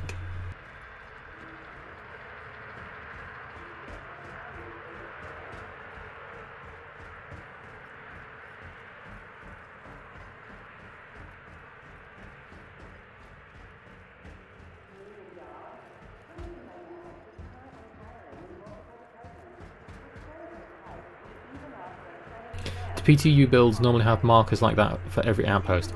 I would imagine this that you can see here is currently just a bug of the female character's visor hood, because the visor hood for the female character isn't working. I am wearing a helmet, as you can see, but you can't see her pulse and her life signs. That's the current bug, so I imagine the fact that I can see where all the outposts are and everything is another bug right now.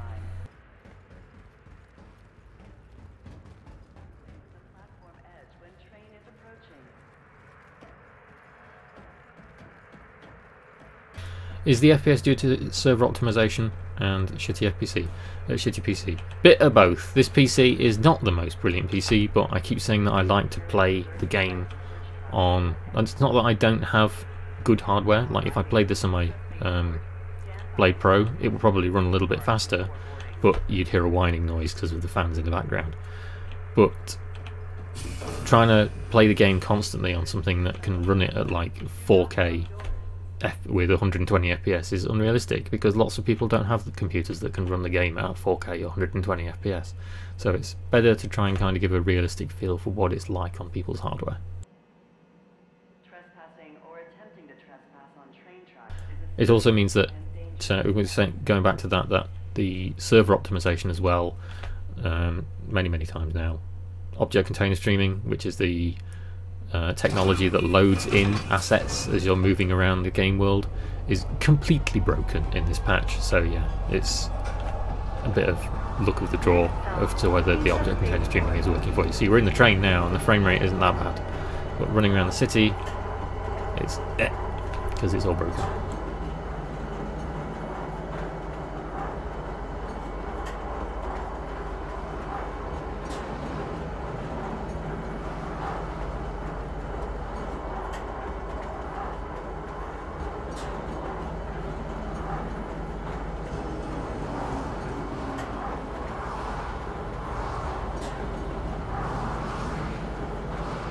Yeah, Birch, I kind of have the same hardware.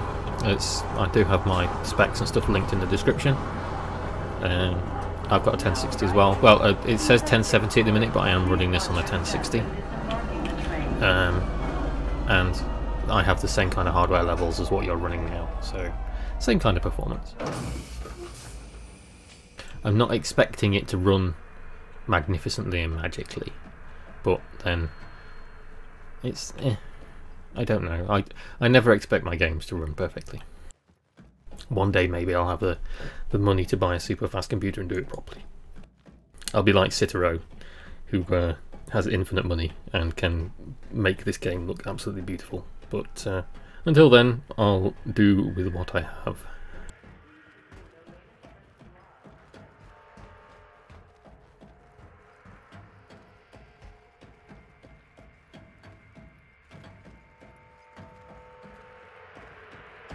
Benefit of moving to another server is that we might actually be able to get the 300i out now.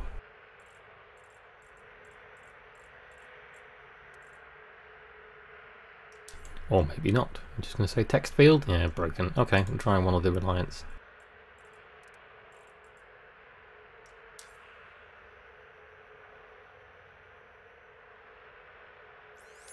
Hangar 8. We'll make a note of it this time.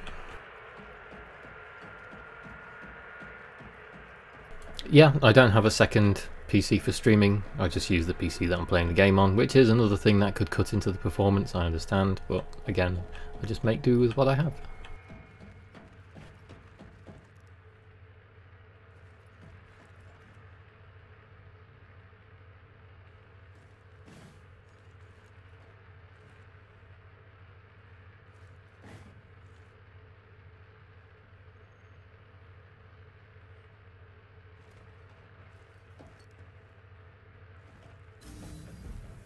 done it again. Can I get in? Oh, I can, so it's just the door bugging. Lawville is playing April Fool's jokes by having multiple doors.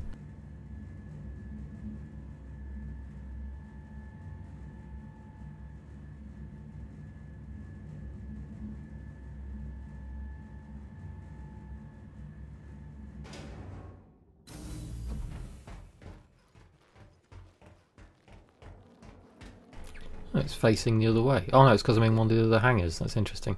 So here we go. If you've not seen the Reliant Mako yet, it's bright yellow, as you can see, and on one end of the booms it has this massive camera that's like the size of my head, just to give you some kind of scale of how big it is. In fact, it's bigger than your character's head. That's pretty telling, isn't it? So it's got cameras all over it and lights for the news person, whoever's sat in the back.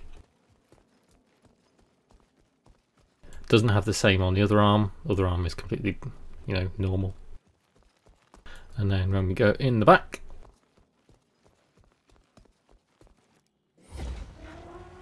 as I said, there's no cargo bay, so you lose that feature.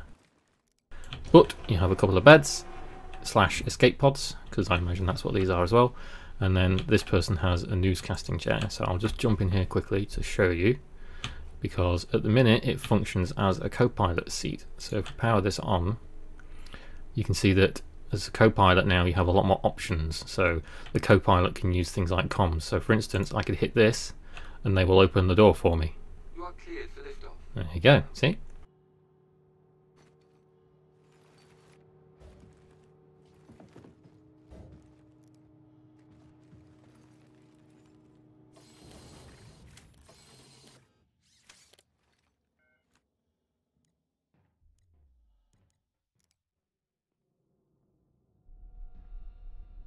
Door should already be open. There we go.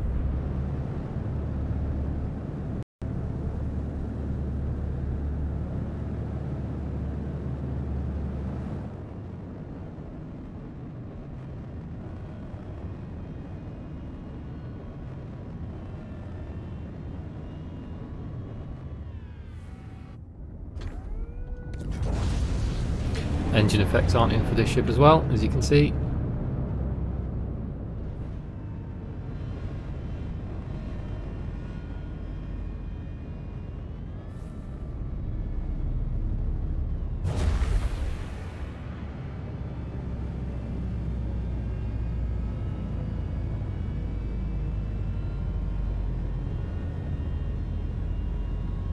Yeah, this thing it is basically like an RPG ship, isn't it? It's not a science ship or anything like that.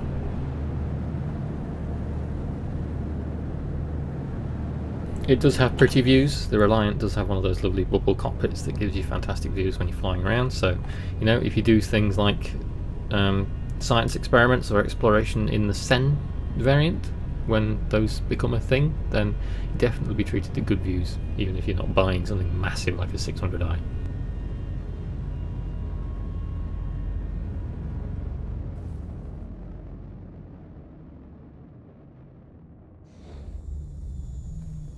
Engine just cut out because of overheating, now re-engaged. So yeah, as you can see, cooling is a problem.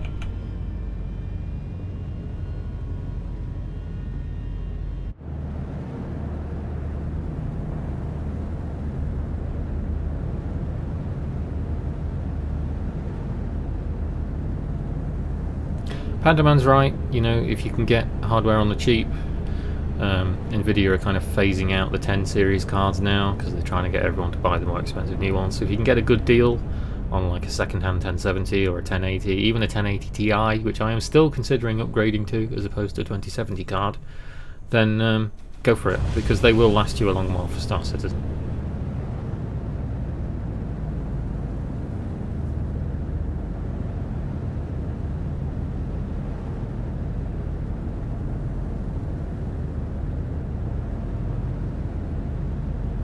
Can you notice that this ship with the new flight model is listing to the left a little bit? So it's like automatically banking to the left, even though I keep correcting it. I wonder if that's one of the new flight model bugs.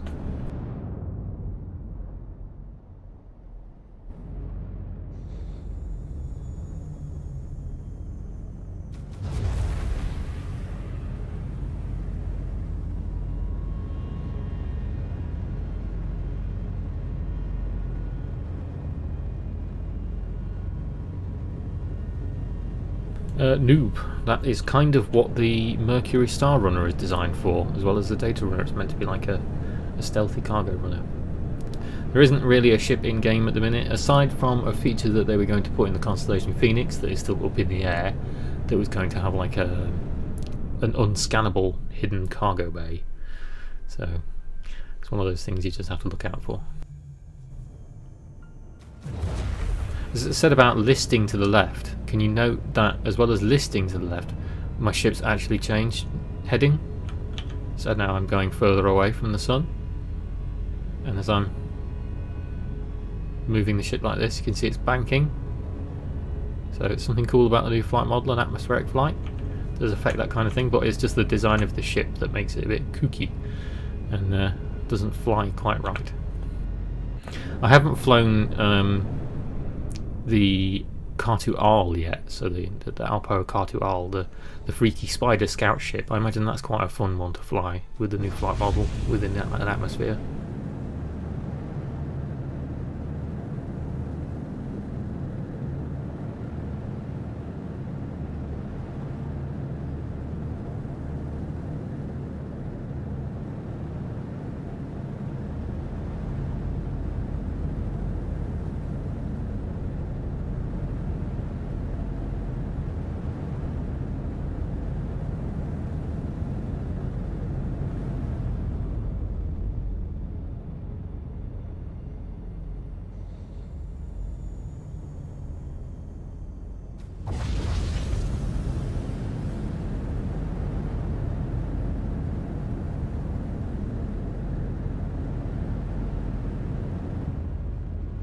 And again, drifting to the left, you see?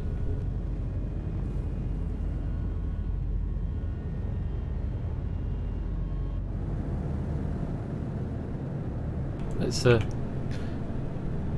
slant it slightly to the right and see if that kind of auto corrects it, or if it still banks to the left a bit.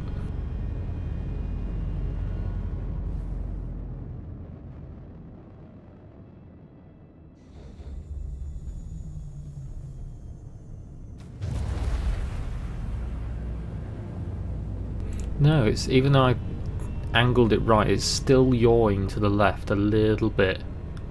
So I wonder if that's just something they need to work out with the flight model of this craft. I don't know if the other Alliance will do it as well. Could you feel the air more in an appropriate ship? Yes. So if you can see that if I crank the speed of this up, I'm kind of high enough now that it might not matter.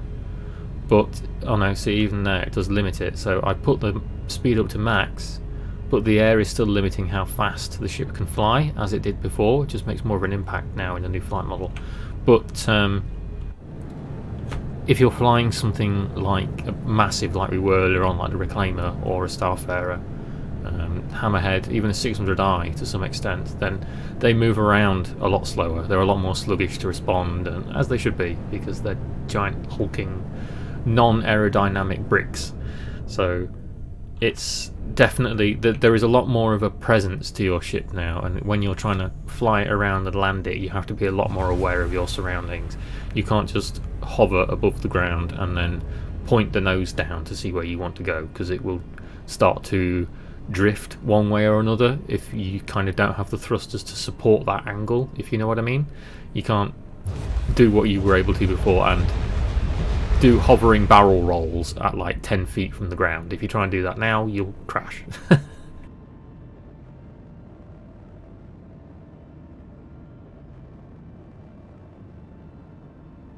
You made a pledge, but you can't download the game.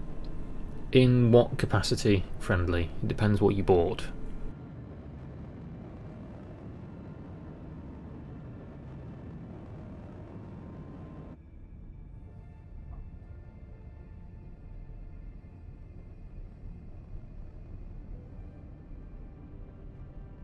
Yeah, flying in a new flight model, you definitely have to have a little bit more finesse to it. And a lot of people like it. I like it. Some people don't, because they prefer the old flight model. This is when it hits the wider audience, to the people who are used to playing Star Citizen, it's definitely going to have the kind of, you know, the Marmite effect. You're either going to really like it or you're going to absolutely hate it. Not so much because of the new flight model, but because all the controls have changed. which I think is the more annoying thing. I'm used to it now because I've been flying in the PTU. Sorry, my dog is going ballistic in the background. I'm used to it now because I've been flying it in the PTU for a few days, and I've gotten used to the new controls, and I've learnt when to turn cruise control off and all that sort of stuff. But if it's new to you, then I can definitely see people having issues with it.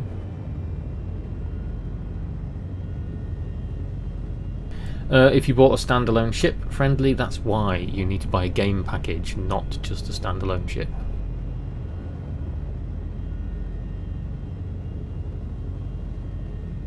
Yes, you need a starter pack. The good thing is that you can... Oh, I'm falling. Why am I falling? Did I turn cruise control off? No. Oh, there we go. Why was I falling? Interesting. Yeah, you need to buy a starter package. So you can go into your hangar and you can either email CIG and just work out to kind of pay the difference, or you can melt the ship in your hangar and then put that credit towards a starter package if you want, so you don't have to spend any more money than, you know, paying the difference between the two. And yes, welcome to the money sink of ship buying slope, and there is unfortunately no such thing as like a Star Citizen Anonymous at the minute. Your best bet.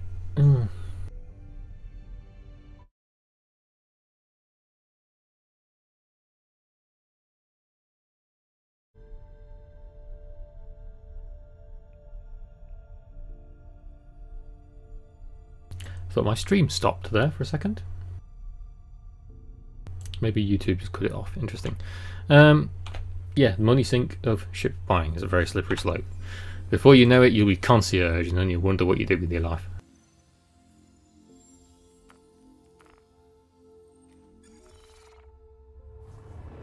Okay, let's get this thing going. Yeah, just email support, they're really helpful and they normally respond pretty quick.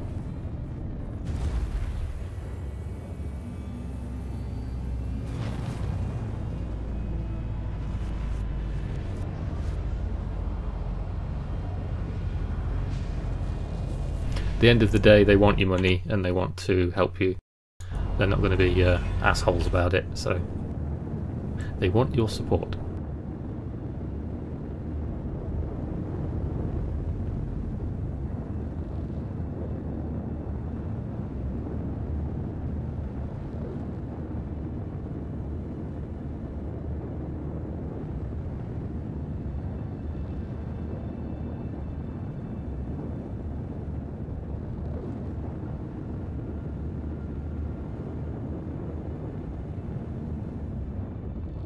Hello, Antro.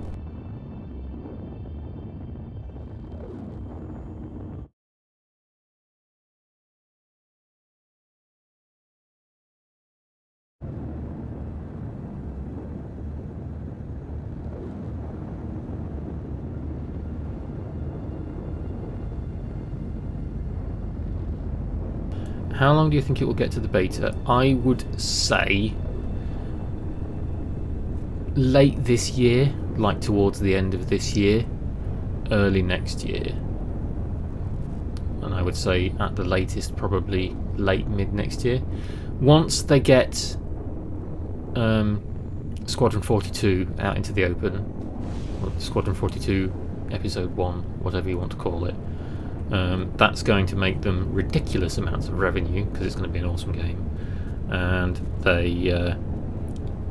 they will be able to let Squadron 42 sit on the back burner a little bit whilst people play through that and, you know, enjoy that, and then they will be able to hammer the actual playable universe content, I think.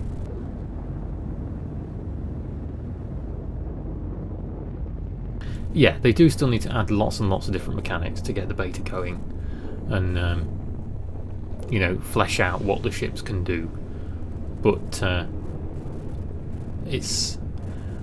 I'm not in that group where I'm like, come on, I want stuff, because then things get rushed and then you get the same experiences that we've had with lots of AAA games lately where they get forced out into the open, you know, far too early, and they're crap, like Anthem and Fallout 76 and Battlefront 2. Anyone chat can list other ones that have fallen flat on their face in recent years. So I like CIG's approach. There's the you know, the yin and yang side. People like that kind of approach, and it's cool to see the development. And then people come in and expect that when they pay the money for it, that they're getting a fully fledged game, which obviously isn't the case. And you have that kind of camp of people who go, no, it's not finished yet, and it's never going to be finished. I like playing it when it's being developed. A bit more open and more engaging than lots of early access projects, shall we say.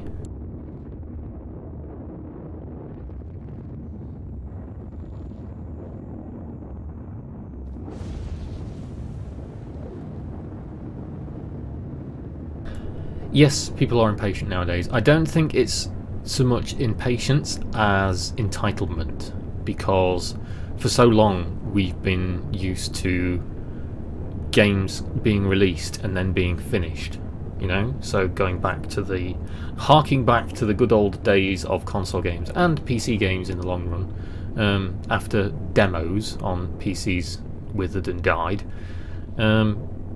you got a finished game, and nowadays that's not the case. You get a game that's either half there and you have to wait for updates, or you buy a game and then you either have to pay a shed load more for some special edition, or tons more for DLC that's released at a later date but was actually in the game files to begin with. It's just the company being arseholes.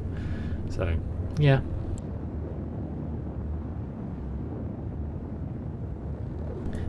Yes, Star Citizen is very much a test of people's patience. It's a test of people's patience when you jump onto something like the PTU. Game crashes, bugs, things breaking, servers closing every like half an hour, 45 minutes. But it's all part of the experience. I like that experience. I can appreciate that lots of people won't, and you know, different strokes for different folks. Everyone's got what they like in a game and what they want to do with their time when they play games and stuff. And I like doing this because I like sort of showing it to you guys and doing the content and showing the cool new stuff, even if it's not there or it's not finished yet. So that's my idea of fun, and everyone has their own idea of fun.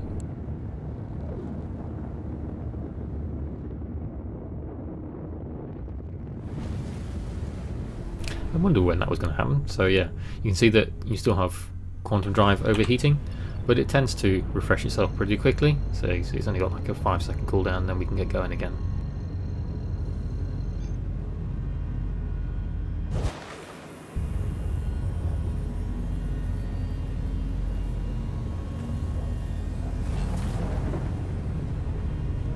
How many crashes so far? In fairness, I would say not that many compared to previous PTU builds. I've been doing this since it went live, so a few days ago, and I probably crashed to desktop maybe 4 or 5 times in my own gaming, which, you know, your mileage is going to vary depending on your PC, but it's mainly bugs and performance issues because of object container stream being broken and servers closing down. That's more of a pain in the bum at the minute than game crashes. Most of my game crashes have actually been when I'm leaving a server because it's closed, or I know that the server's going down, and then I crash to desktop, so it's not actually during gameplay that I've had a lot of issues.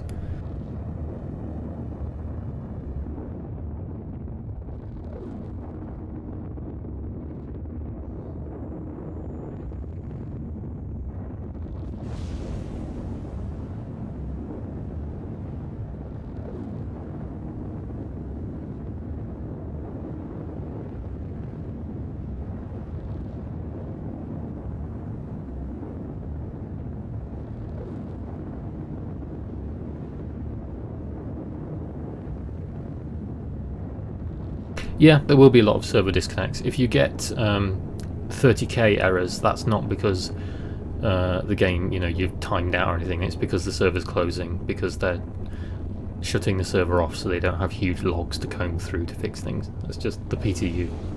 Hello there. Hello there.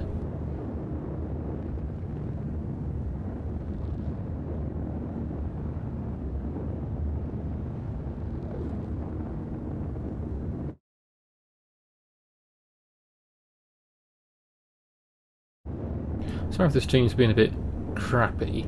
guys. I don't know why I'm losing frames and such at the minute.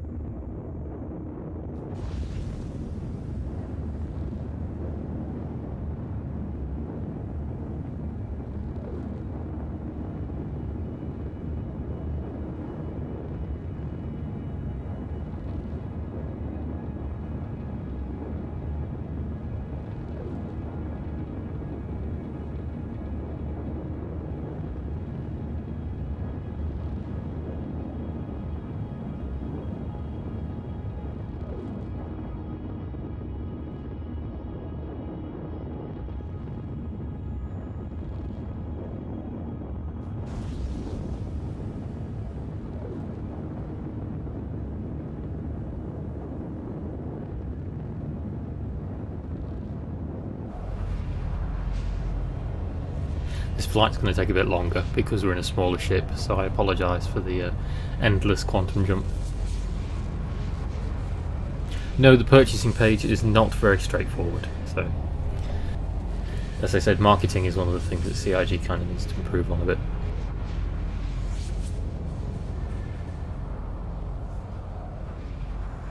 Yes, ArcCorp at the minute is a one-way trip in this build. If you land, you cannot leave. That is a very true representation of the Hotel California. I did land there where I did the video and stuff, and I ran around and bought the camouflage undersuit. But yeah, just like everyone else, I had to recopy my character so that I could do other things.